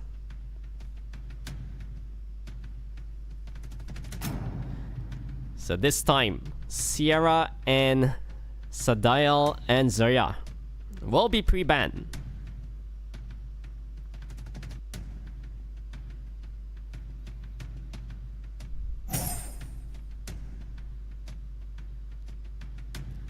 So this time, stealing the Tetsuya away. Alright. Very nice. Oh, that's a very early Juno though. Not really sure about the Juno pick. Because Juno is still not really good against things like Gianna. As we do know nowadays, Gianna is on like a crit rate HP build. Additional damage on both sides, artifacts. So she's still able to dish out like at least 2.5k per per hit. Considering that these are top players' runes, right? I think easily 2.3 to 2.5k per hit onto that Juno. It's gonna be really hard to sustain. So let's see here. Yonhong moving first. A very flashy draft coming up on Coco Melon once again. So this time going for the Blade Fan. Oh my god. He almost one-shotted that Light Pumpkin. Man, the damage output is crazy. So Tetsuya here. Did not get the stun onto the Moor. So bomb landed onto the Mei Ho Wang. Gets the additional turn. The Light Pumpkin goes down.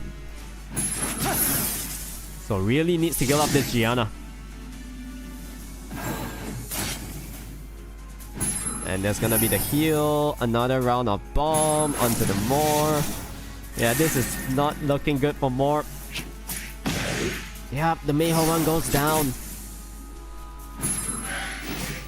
Only getting one Despair stun onto the Tetsuya as well. And now, Moor is going to eat that bomb real quick. With the attack debuff, not much damage landed. Another round of Blade Fan. This time onto the Juno. Juno already half-life. And there's not much debuff coming up from Coco Melon now. Right, he needs to land these two every single time. But Yonhong getting this crit. Juno not able to heal up much. Yep, Juno goes down. Alright, 2-1 victory for Coco Melon. Like I said, I think that Juno was a little bit too rushed in terms of the phasing of the pick, right? Went a little bit too early.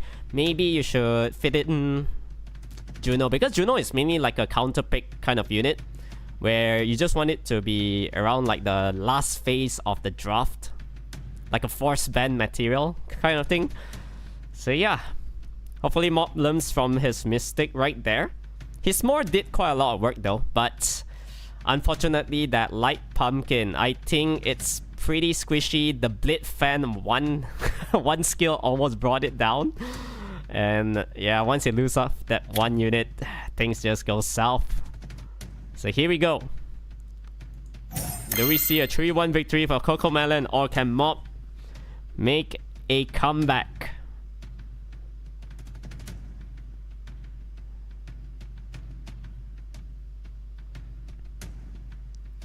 This time, Spree Band locked in. It's the Karoil and Lanoa and Gianna.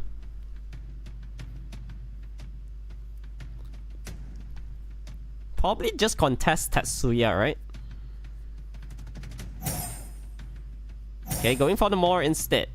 And I think Coco Melon isn't gonna be changing things up. Just gonna be sticking with all these units. The Han, Yonhong, Veronica combo. So scary. Up till now, there's not much counters to deal against that, because there's gonna be huge damage output from Han and Yonhong. You kinda need to ban Veronica as well, unless you are relying very heavily on things like passives. So going for the Fire Robo and locking in the mouse at the end. This could actually work for more. I think pretty solid draft all around. Fitting in a Ming at the end there, because there's gonna be tons of stuns from the likes of Tetsuya. And probably this Fire Robo is on Despair most of the time. So this Ming is like a force ban. But will he do it though? If you ban the Ming, there's so much damage output. Uh-oh. I'm not really sure about this. But it's gonna be tough to sustain the turn 1 damage output coming off from Coco Melon. So Yonhong here definitely moves first. Super high base speed. Even the mouse not able to capitalize on the passive. But this Fire Robo resisting that strip. Not able to get the attack bar boost for the team. Now Han Goes for the simple solution. Not able to kill anything yet. Gets one despair stun onto the Veronica. Huge stun onto the Han as well.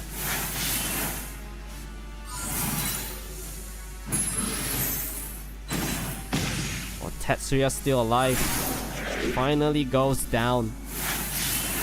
But he needs another round of stuns here. Onto the Yonhong at least. Okay, he gets it onto the Sierra. Yonhong goes down. Wow. XMorb actually doing it. Huge stun once again onto the Veronica. And it's Sierra against the wall. 2-2. Wow. That fire robo though. I think... Yeah, I mean... In terms of the drafting... On paper, it looked like Coco Melon could have swept that one. I think if he landed the strip onto the fire robo... Yeah, then the whole team moves, right? Because of the Blade Fan's second skill, you gain the attack bar for the team. If all the other units move after that, then I think XMorb probably lost right there and then. But that resistance actually kept him in the game and able to make a huge comeback.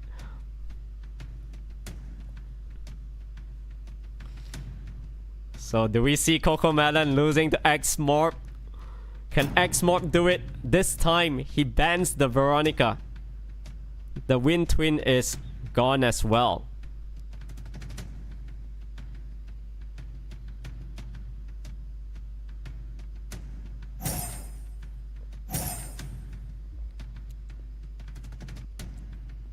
Sierra locked in.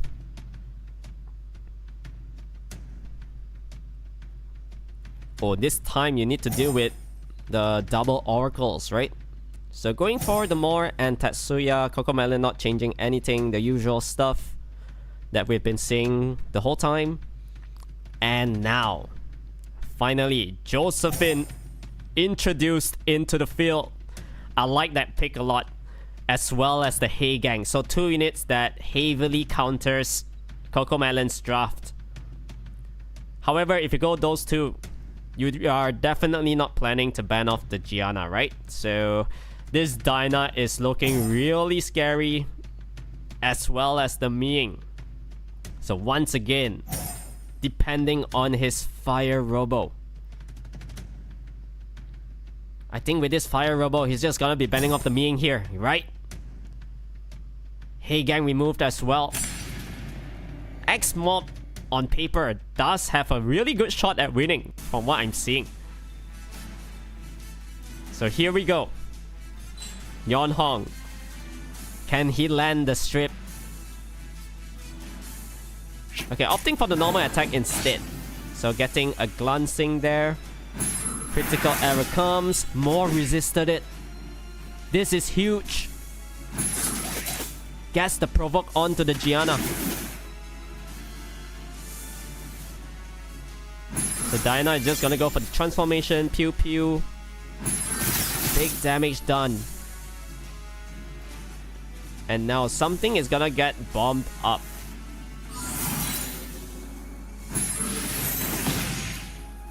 Oh, but the bomb so little damage. Unfortunately, the Tetsuya failed to stun. If he got it onto the Diana there, I think it was game over. So, big stun onto the Yonhong here. And onto the Diana as well. Armor break. Additional turn.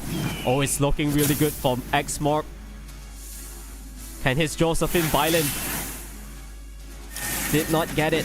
However, Tetsuya here, able to dish out a little bit more. Sierra getting stunned. He has no choice but to play it passively. So with that Sierra 1 HP, Yonhong able to heal up the whole team. I mean the Sierra. So she's back to safety zone here. More still surviving, but really low on health as well. Well, this could be anyone's game, really.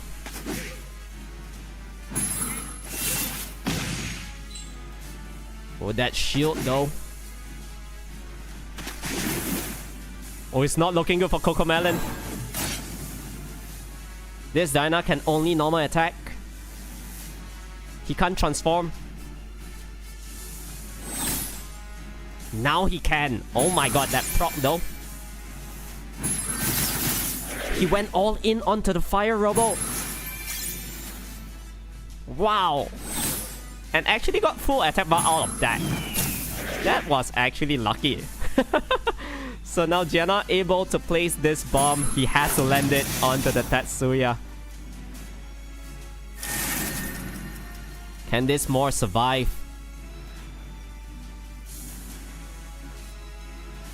It's very tricky here. So Ginya goes down. Oh, the Tetsuya detonated into his death. And I think Coco Melon is going to clinch this one. Unless he violent here. Hold on a minute. Oh! Oh, he didn't crit. More is dead. Wow! What a last match between these two players, man. I felt XMorb got robbed in that one. You know, the Dyna went all in onto the fire robo. Actually critting 4 times as well, I think. Yeah, he got full attack bar. Man. And also, at the start, the Tetsuya had a chance to stun that Dyna when it was in the human form, you know? So, if he actually got that stun there, I think that Dyna would have been gone, like, long time ago. And XMorb could have and would have made it through. Unfortunately, he didn't. Wow, Coco Melon sweating it out over there in that match, man. 3-2 victory goes to him. A very close call. But XMorb, once again, I think he played it really well. His drafting was on point. Just got a little bit unlucky with the Dyna there. The Dyna just probably became the MVP of the match. Wow, insane match. Nice. Alright, so next up we do have I believe Charles. Alright, Charles up against BrownXCony. So these two players also definitely one of the top tier RT players in the scene. And here we go. I think so far Coco Melon and XMorb best of 5 match. Probably the best that we had. Right? Don't you agree? I think it was all down to the wire, man. So intense. Okay, here we go. So we're gonna see the pre-ban phase here. It's gonna be the Vertihal and Tianlang. Alright. So he do know that Charles love to run these kind of swift verts, I guess. Just gonna be banning it out. Locking in the Sierra.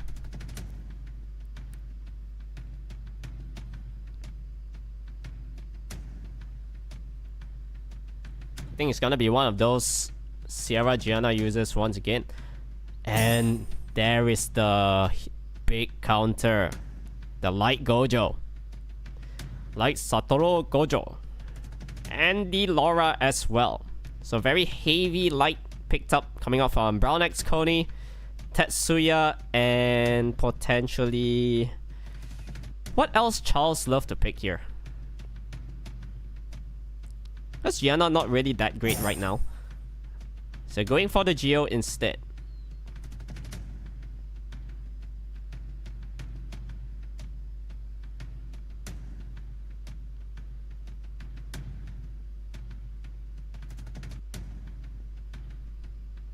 So what do you do against Geo? I mean, you can pick things like Angela, Juno, okay. Alright, double fire makes sense. 2 units that doesn't really care about Sierra. Because you don't really get stunned up by it, right? So going for the Camilla and the Light Pony at the end. The Eleanor. Oh, Light Pony is so good, by the way. I think it's one of the top tier RTA second turn unit right now. Able to turn cycle so fast, you know? Providing heals and anti-crit, which is gonna be great against the Juno and the Meihowang. So fitting in the Angela at the end. The Win PVC. Pure vanilla cookie. Alright. So what is the ban?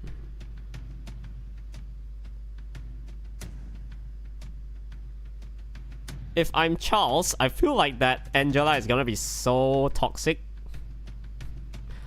Able to heal up so much. But it's gonna be the Meihowang ban. Alright, so BrownXCony does not want to deal with that Camilla as well. That unit removed, and we are good to go for our first match between Charles and BrownXCony. Here we go. The Light Gojo. Does he go for the strip?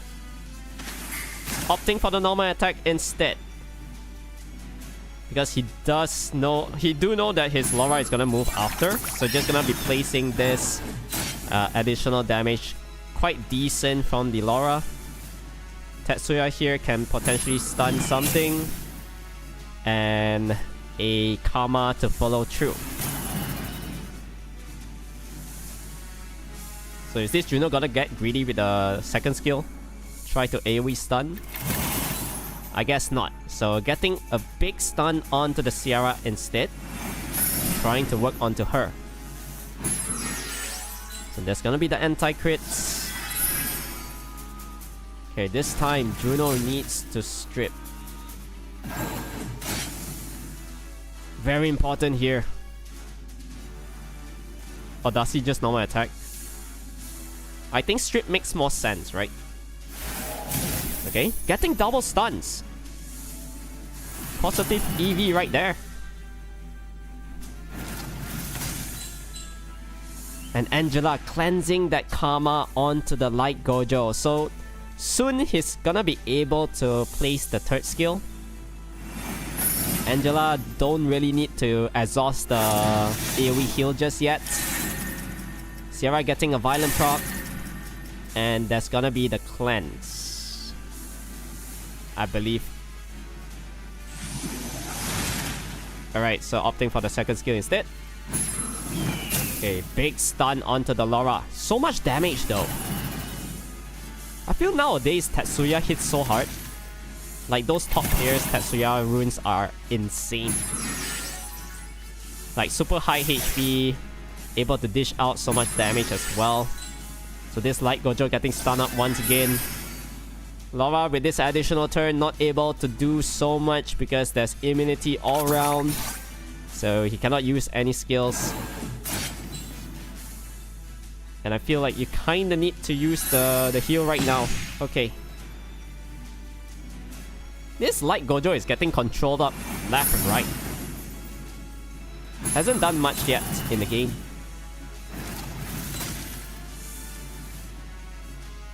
I think Laura is dead here. For sure. Yep.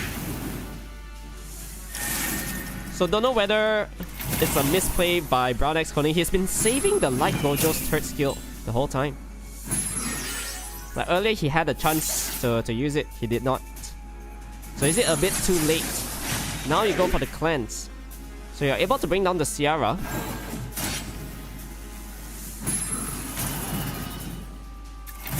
But this Juno is gonna get so much stronger. If you're Charles, how do you actually kill something right now? It's quite tough. So Eleanor going back for the heal. Juno here just opting for the normal attack because when it transitions into the human form, the HP is reduced by 50%. So just gonna be taking advantage of that.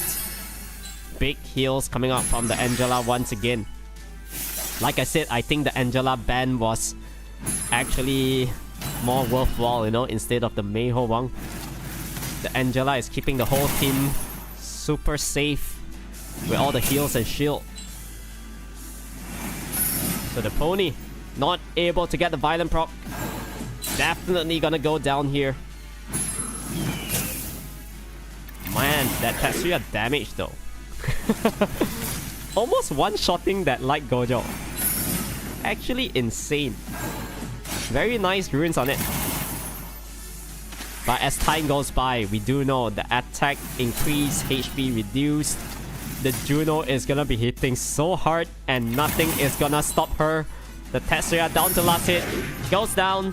BrownXCony taking his 1-0. Very nice draft. Yeah, when you're those kind of Angela like Gojo users, you just need to sustain as long as possible. Especially with Laura in the field, able to place defense buff. Yeah, just try to sustain as long. Once it's 50% attack, that is where you actually shine.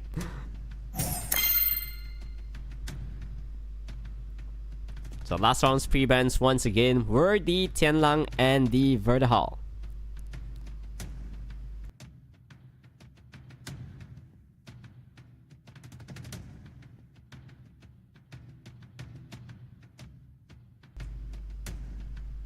What will it be this time though?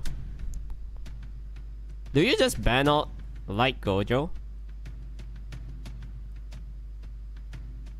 Yeah, he seemed pretty annoying. Able to disrupt so much. Tanking so much hits as well. Survived so long. Or maybe the Angela ban. Either one. Okay, so Laura instead. And Ciara removed. BrownXCony will be getting turn 1 pick. Alright, here we go.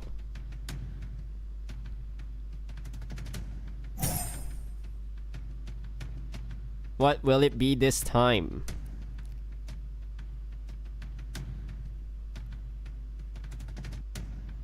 Do you steal away the Tetsuya? Alright, I like that. So Fire Megumi locked in. And Charles this time. No shenanigans, going for the Vertihal and the More. AKA Water Ryu, by the way.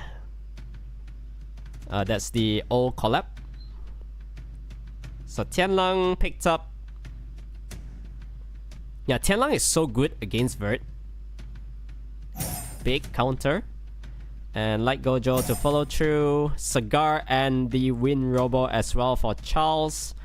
And BrownXCony here, what will he do? Do you just run things like... I don't know. Hey Gang ban Wind Robo. Okay, this Light Pony also works.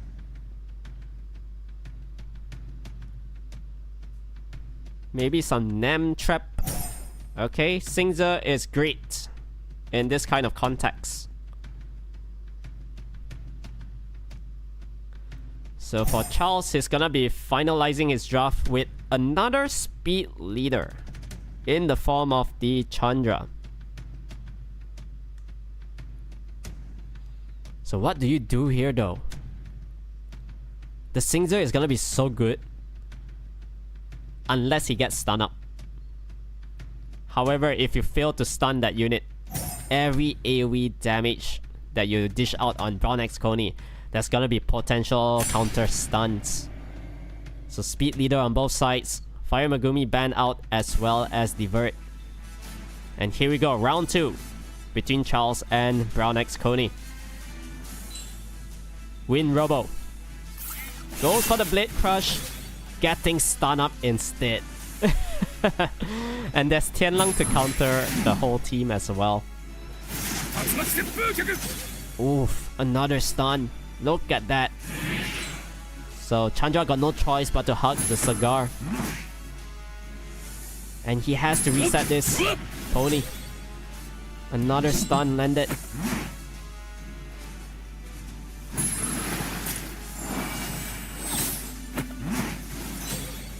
Oh, Wind Robo needs to go big here. He has to quad stun. Alright, 1, 2, 3. Oh, okay, no mind. He failed to get it onto the Gojo. Unfortunately. So Tianlang here needs to land the armor break. Gets the additional turn. I think here you just go all in. Skill 2. Nice stun onto the Chandra.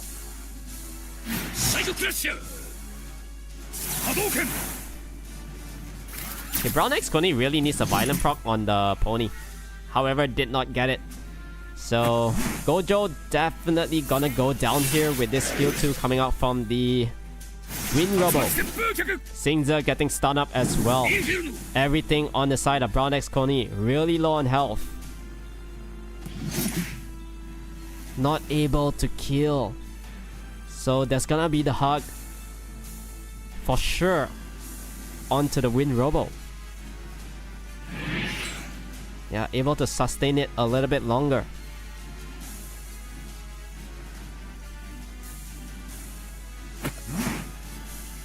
Okay, that unit is dead.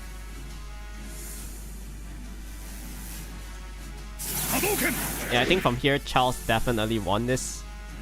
Because Tianlang really low on health. The Sagar pretty tanky there. Still about 80% health. Definitely not gonna be dropping soon. With the armor break intact, I think this Singza is in trouble. So Tianlang needs to get some quad stuns here, I think. He has to get quad stun for a chance of winning. Oh, 0 instead. Not even able to strip that hug. Alright. A very clean match coming out from the side of Charles. Right, gets the additional turn. Tianlang goes down 1-1. So is Vert actually the ban there? I felt like maybe... Yeah, if you let the Vert through... Because you're picking Tianlang, right? I don't know, man. Probably BrownXCony expected his Tianlang to get banned off. Because it doesn't make sense if you're picking in that unit. It's mainly to counter the Vert, right? So yeah, probably should have gambled a little bit on another ban right there. So pre-bans this time, back to the Vert and the Tianlang.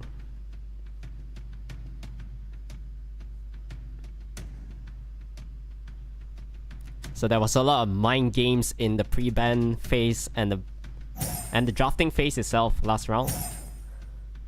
So Water Ryu picked up on the side of Charles. I think we are just gonna be seeing the Light Gojo Laura again. Don't really need to change things up.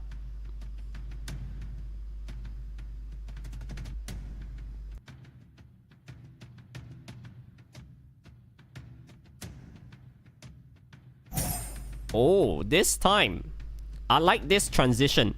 So he's going for the Fire Monkey as well as the Lucia. Oh, this Jongnam does not make sense unless you're banning off the Lucia, right? Because the attack bar reduction 60% will be 30. Not that great of a unit. Locking in a Fermion as well. Alright. So Fermion is gonna benefit from the defense buff coming up from the 2 light units. And Charles here just gonna opt for the Wind Nobara and Juno. Oh, that Wind Nobara looking really scary. Because there's gonna be quite a lot of despair stunts in that sense coming up from Koni's side. So what is the last pick here? Do you just go for another LD Nat 5? He could. Something that synergizes well with defense. Okay, Fire Cassandra is nice as well. Force ban. Because if that unit is in the field, she's definitely able to one-shot something. So Wind Nobara removed as well as a Fire Cassandra. Let's go. Our third match between these two players.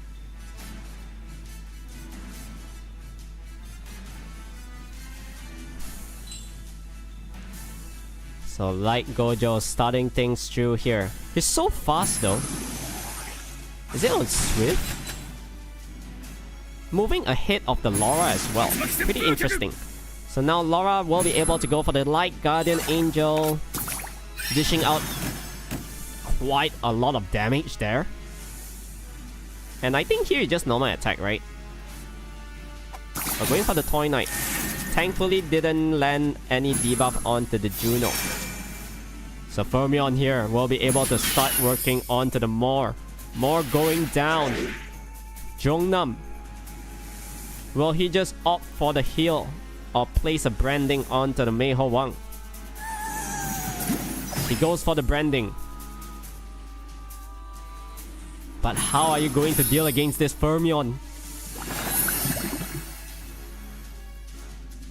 With the provokes onto the Fire Monkey later on is gonna be huge. So Laura here, yeah, just opting for the normal attack. Nothing much she can do. I think here you probably just heal up. Okay, opting for the normal attack instead. So gets the additional turn. Fermion punishment. Oof.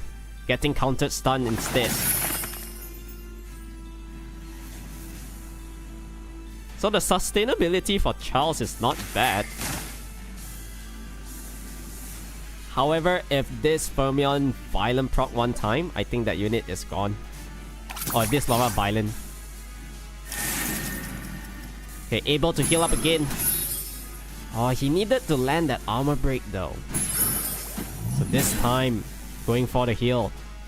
And like Gojo, probably just exhaust the second skill right here. Speed buff, defense buff once again.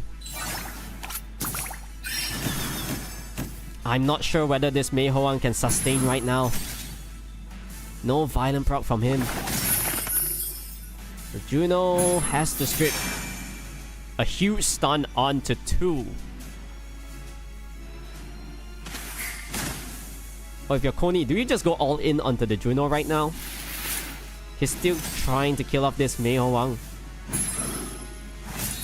This time armor break landed and Gojo has to cleanse. I think it's a little bit too late. The Fermion might go down soon. But Juno's still surviving 1 HP. That is actually clutch. So Coney is in trouble right now. Because you place 3 debuff onto the Juno and she's gonna be healing 40%. Mei Ho Wang still surviving full health back.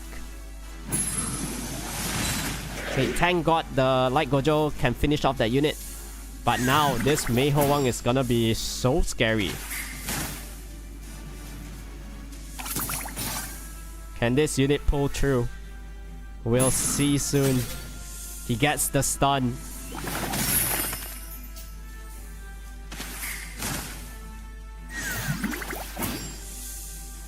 Oh my god. Mei Ho Wang, another heal.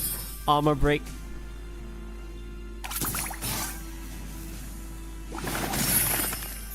I think if the Laura goes down, the game is over.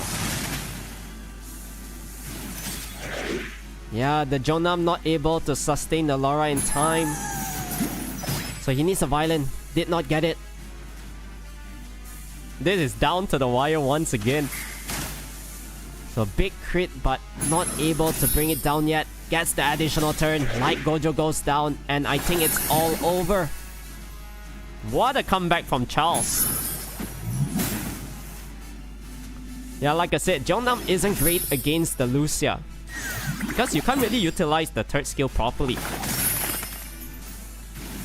So every single lucky crit there, 10k on the Jongnam. Yeah, now the Mei Ho Wang is back to a safety zone. No way you're coming back. Wow, what a comeback from this monkey. I think BrownXCony focused too much on that unit. Halfway through, if he actually transitioned into the Juno slightly earlier, maybe like 1 or 2 hits earlier, he definitely could have bring down that unit in time, and he would still have 4 units in the field to deal against the Mei Ho Wang after that. But yeah, a little bit unlucky that the Fermion got stun up every single time. Like all the Despair worked. The Juno stuns, the Mei Ho Wang stuns.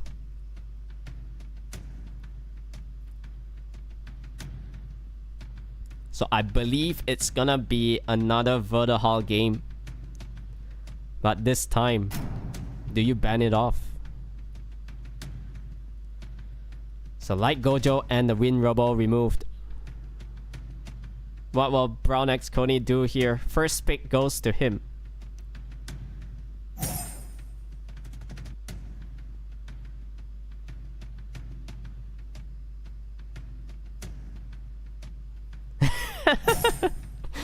Nani, are you serious? Taking away Charles' favorite unit. Okay, buddy. Alright, that's one way to deal with it. So you remove the bird. However, this bird should be on triple revenge kind of thing. And Charles is opting for this Sagar and the Moor. On paper, Vert is good against Sagar, right? Because Sagar AoE, third skill, high chance to counter with a revenge. So locking in a Tetsuya as well as the Singza. Yeah, this is one of the strategy. If you do not know how to counter it, you take that unit away from your opponent. Alright. So Light Pony and the mouse locked in. I think it has to be the pony band here. It's looking really good. Heavily counters Coney's drop because anti-crit immunity to deal against the Singza. Anti-crit hurts the Vert as well. So going for this Leo pick and a Diana.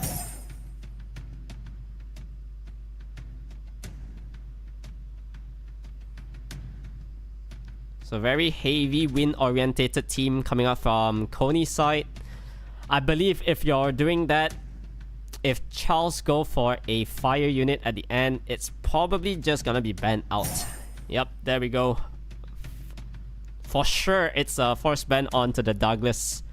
Because I don't think you got any damage output to deal against him at the end. So Leo removed, and here we go. Round 4 between this best of 5 between Charles and Coney. Alright. So mouse moving first. No stun. Instead gets stun up in counter stun by the Singza. Oh, that is huge.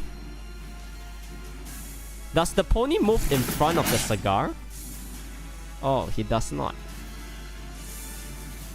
So I think this Diana has to play it a little bit safe.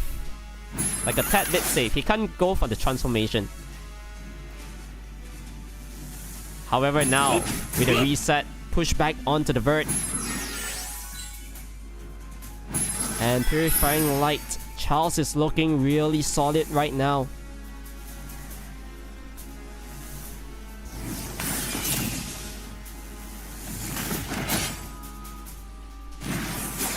Oh my god, Tetsuya is dead. Yeah, definitely gonna drop here. And this Vert has not been working for BrownXCony. He's been sleeping the whole time.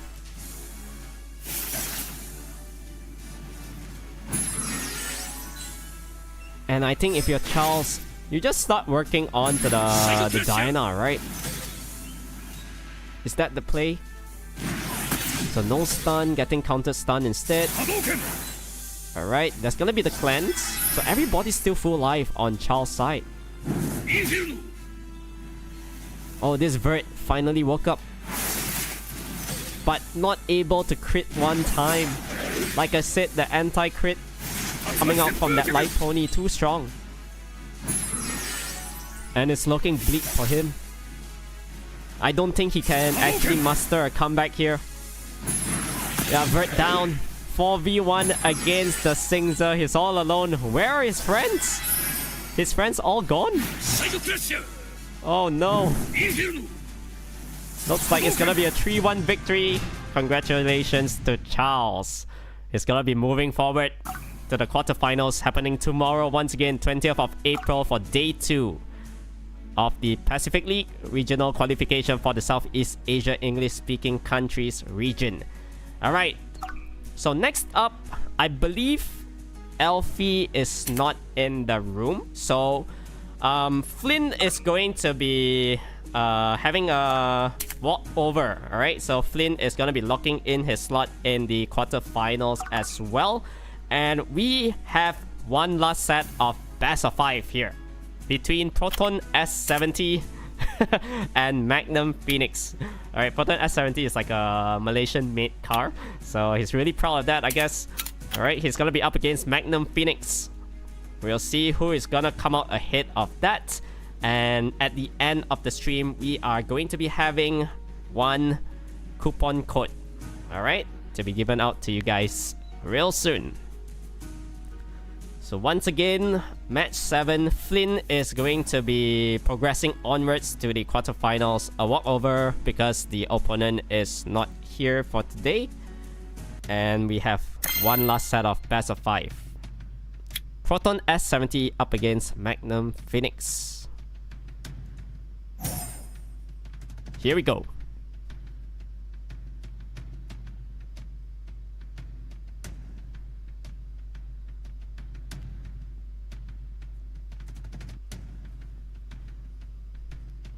So pre-bands locked in. It's gonna be the Miles and Water Twin Angel.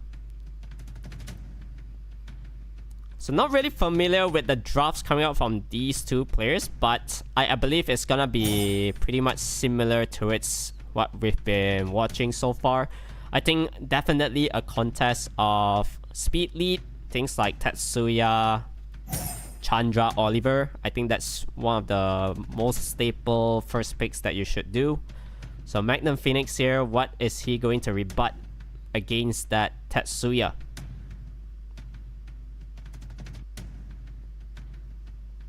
Oh, a Vanessa. Is this the first Vanessa game? It might be. Everybody has been picking the other speed leads instead of this. So locking in the Wusa as well. Proton S70 going for the Gapsu. Gap doll combo, I guess. Is he a ragdoll user? He might be. Okay, locking in the Water Gojo first. Interesting. So great strips coming out from that unit. Kinda nullifies the Wusa. Alright, the Saurian for Oblivion because there's so many things to Oblivion on the side of Proton S70. 5 seconds left for his other pick to be locked in. And it's gonna be the Josephine. So Josephine counters the Tetsuya and the Water Gojo in that sense. Because there's gonna be a lot of stuns coming out from those two units. As well as Gapsu normal attack. That's a very questionable win Nobara though. Do you actually pick it here? From the likes of things, Magnum Phoenix does not have many debuffs. It's all single target, right? So yeah, we'll see whether that works. So Win Nobara and the Angela locked in. A lot of heals from Proton S70 side. And what will Magnum Phoenix do here? Last phase of the draft needs to be huge. Things like Fire Cassandra. Okay, Abilio for another layer of heals to go along with the Wusa. So Thesaurian ban out, and here we go. Honestly, I'm not sure whether Magnum Phoenix has damage output because that's gonna be the passive heals all from Proton S70, right? Gapsu and the Angela is gonna be super annoying. You see that second skill doing so much damage already onto that Josephine.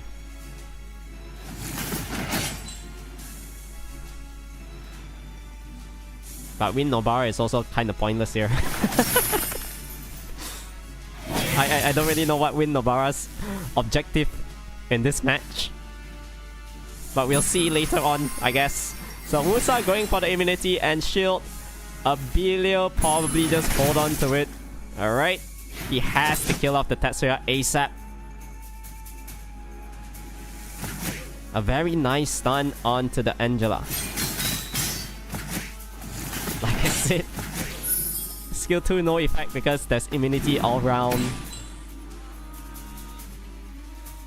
The window of opportunity for Magnum Phoenix is he always needs to wait for the Vanessa's armor break first before doing something. So Tetsuya really low on health right now. Is he able to kill? Not yet. The Tetsuya counter armor break onto everybody though.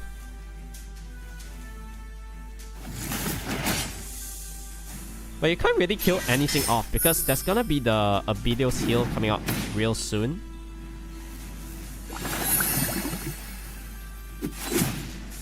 Gets the increased cool time onto the Tetsuya. The 2-turn sleep doesn't really matter. He's just gonna be waking up the unit again. So nice shield from Josephine. I think here you probably want to strip, but opting for the normal attack instead. Now this is gonna be a very long drawn match. I think we'll only see something going down when it's something like 40 or 50% of the attack. So not much to talk about. This is like the filler stage in anime, you know? The filler phase. Alright, Nue once again getting stunned on the Josephine. I feel like you just strip with the second skill, buddy. So everybody's still full health. Nothing is dropping.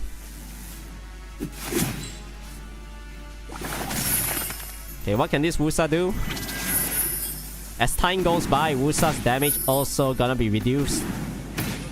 So finally getting the stun onto Josephine. Abilio can't heal up. He has to transform back right now. I don't know why he did not do it. So his Josephine is in trouble. He's not gonna get the attack bar. Okay. But there's Vanessa's revive. Alright. But yeah, you... Oh, okay, never mind. So, just opting normal attack once again. Yeah, finally goes for the heal. But you're still in this form. So your Josephine is gonna go down. Yeah, Proton F70 looking really good. I don't think this Josephine can sustain anymore. Like I said, the filler part is over. Now we are into the 40% territory, I think, for the attack. And every time... Oh, this window bar actually does some work. Able to land the heal block, right? The normal attack. Okay. Continue smacking the Megumi there, but it's always above 50% health.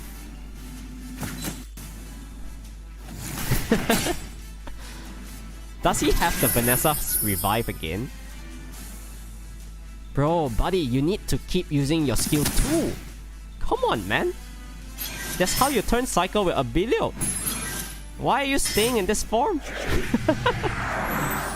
Oh, I'm getting triggered a little bit. Okay, he has to strip here. Okay, Tetsuya. Oh man, chance of killing something gone. Yeah, Josephine did. Revive again? Oh, no revive. Alright.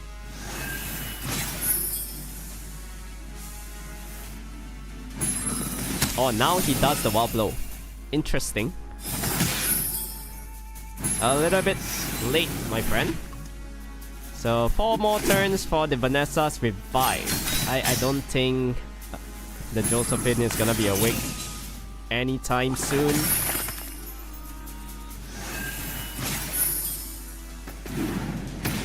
Okay, he can start working on to the Vanessa.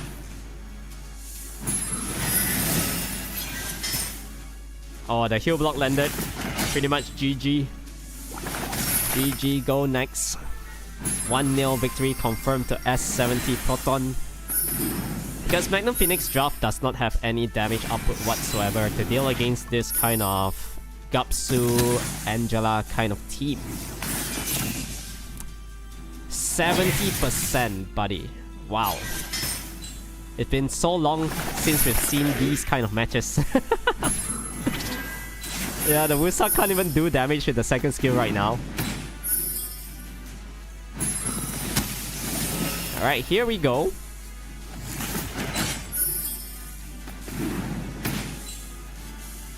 He's gonna place the heal. One more turn for Abilio. He's gonna drop. Yeah, with the 2 turns provoke, he's not gonna be healing up from this. So just gonna smack 4v1 against Wusa. GG. That was a really drawn out fight. A very long one. Up to 70% though. Okay. Yeah, I think Magnum Phoenix went a little bit too passive in terms of his drafting. He did not have damage output, and he didn't really utilize Abilio's passive well. I think if he actually always went for the wall blow to transition back into the normal state, right? He could have actually tried to gain more attack bar for the team, able to turn cycle more whenever the Josephine went back to like 30% health. Would have been slightly better. I wouldn't say he would win, but I think he would have a slightly better chance at killing off the Fire Megumi first. Alright.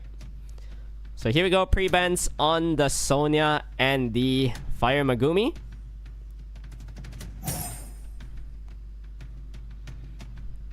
Oliver, okay. So he's changing the whole draft. Alright, so it's probably going turn 1 this time. And yep, there we go. Proton S70 is a ragdoll user. So kind of makes sense because he earlier picked the Gapsu. I was expecting the Dragonite to appear.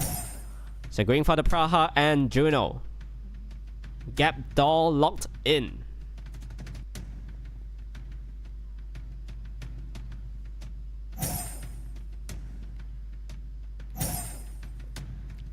Ooh. A Laika and Thessarion. Oh my god. S70's draft is really scary, by the way. Because I don't know, if you just ban off that Thessarion, everything on the side of Magnum Phoenix likely will crit. And the Artamel can start working onto things. Potential Despair stun counters. Ragdoll passive is nullified here because it's gonna be removed. But man, I think this Artamel pick is gonna be huge. How are you gonna kill off that unit? I don't know. And the Laika really slow. The Laika attack bar was like 30%. So getting strips all around. Something to work with there. And I think here you... Oh my god. With the Gapsu, the Artamel is never getting stunned up. The counter damage is gonna be really good. So Mei Hoang getting this armor break onto the Oliver. Look at that damage output. Oliver is gonna be dropping so fast. And I am not even sure whether this Laika can sustain because... yeah, he's gonna get stunned up and lapped a lot. Like I said, his attack bar was at 30 or 40% at the start of this match. So definitely a very slow unit right there. Oliver goes down. The Juno hits 800, alright. So Praha getting the additional turn here. all the oracles. It's gonna hurt real bad. Look at that. The Praha dropped. And the Artamel hasn't even used the defense buff heal yet. Oh boy.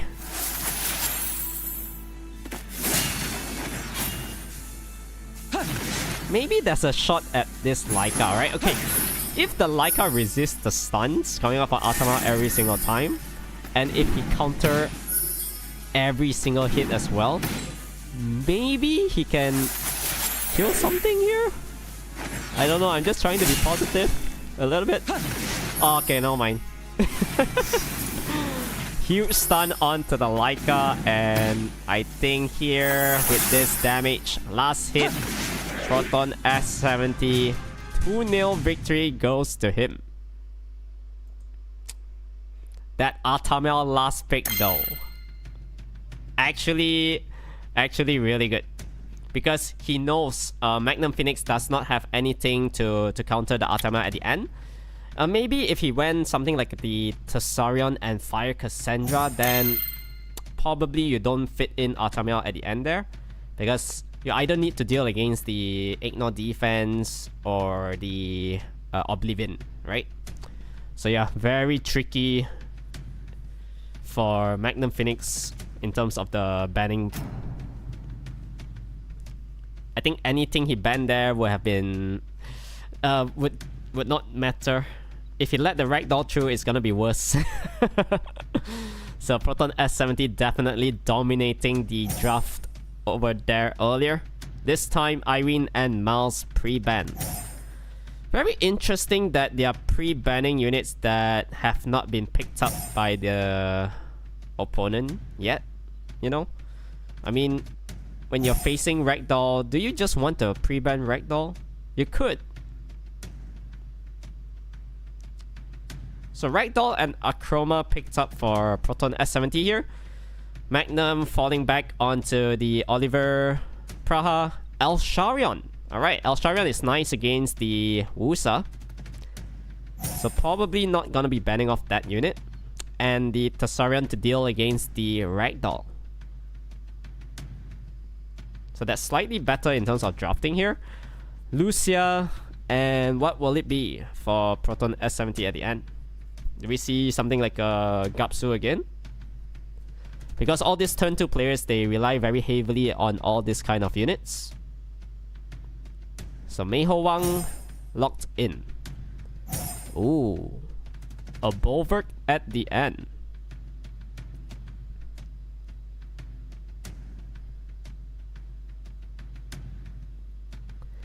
Not really sure about this Bulwark pick though.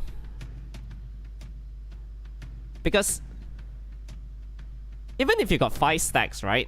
For example, there's gonna be shields from the Lucia, the Wusa as well. You're not gonna be taking the full 50% damage heal in that sense. And with Lucia's normal attack, I don't think she even does the skill 2. She's just gonna normal attack all the way. Because you're also lacking damage, one thing.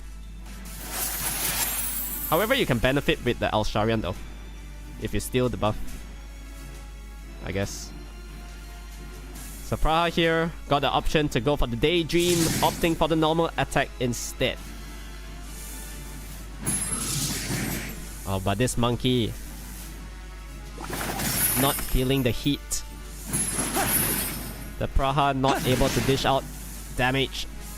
And like I said, that Bulwark pick is not looking hot. He can't do anything here. If I'm Proton S70, I'm never gonna be using any skills. Straight up. The Bulwark deemed useless, and you just need to deal against the Oliver and the Praha right now. So Meiho Wang, another round of armor breaks, additional turn. Oliver is gonna be dropping here. Because the Meiho Wang is gonna cut. So bam. 4v2 right now. And 3-0 victory goes to Proton S70. A very clean draft once again. I think he just dominated in terms of drafting. Very solid stuff all around. And we do have our quarter finalists all locked in for tomorrow's day 2, boys and girls. So here we go. We do have Ginya up against Blackhearted. Casual fighting it out against Kai. Coco Melon will be challenging Charles. And last but not least, Flynn up against Proton S70 for our day 2 of the Pacific League regional qualifier for the English-speaking countries of Southeast Asia. Alright? So once again, day 2 will be happening tomorrow on the 20th of April. I believe it's gonna be the same timing, 8 p.m. SGT, right? So before we end here, I am gonna be releasing the second code for the night, and it's gonna be GZ Pacific S32EN. You'll be able to receive 2 mystical scrolls, so make sure to collect it as soon as possible because there's gonna be a limited redemptions for it. Alright? Once again, GZ Pacific S32EN. You'll be able to receive 2 mystical scrolls. Hurry up and collect it right now. So that's gonna be it for today, everybody. Congratulations once again to all the players who have made it into Day 2 of the Pacific League Regional Qualifier for the Southeast Asia region. Once again, happening tomorrow on the 20th of April. So make sure to stay tuned for that and root for your favorite player to qualify for the group stages. Okay, the top 2 players tomorrow will be qualified for the group stages. Thanks for watching and looking forward to seeing you all tomorrow. Have a pleasant weekend. Bye-bye.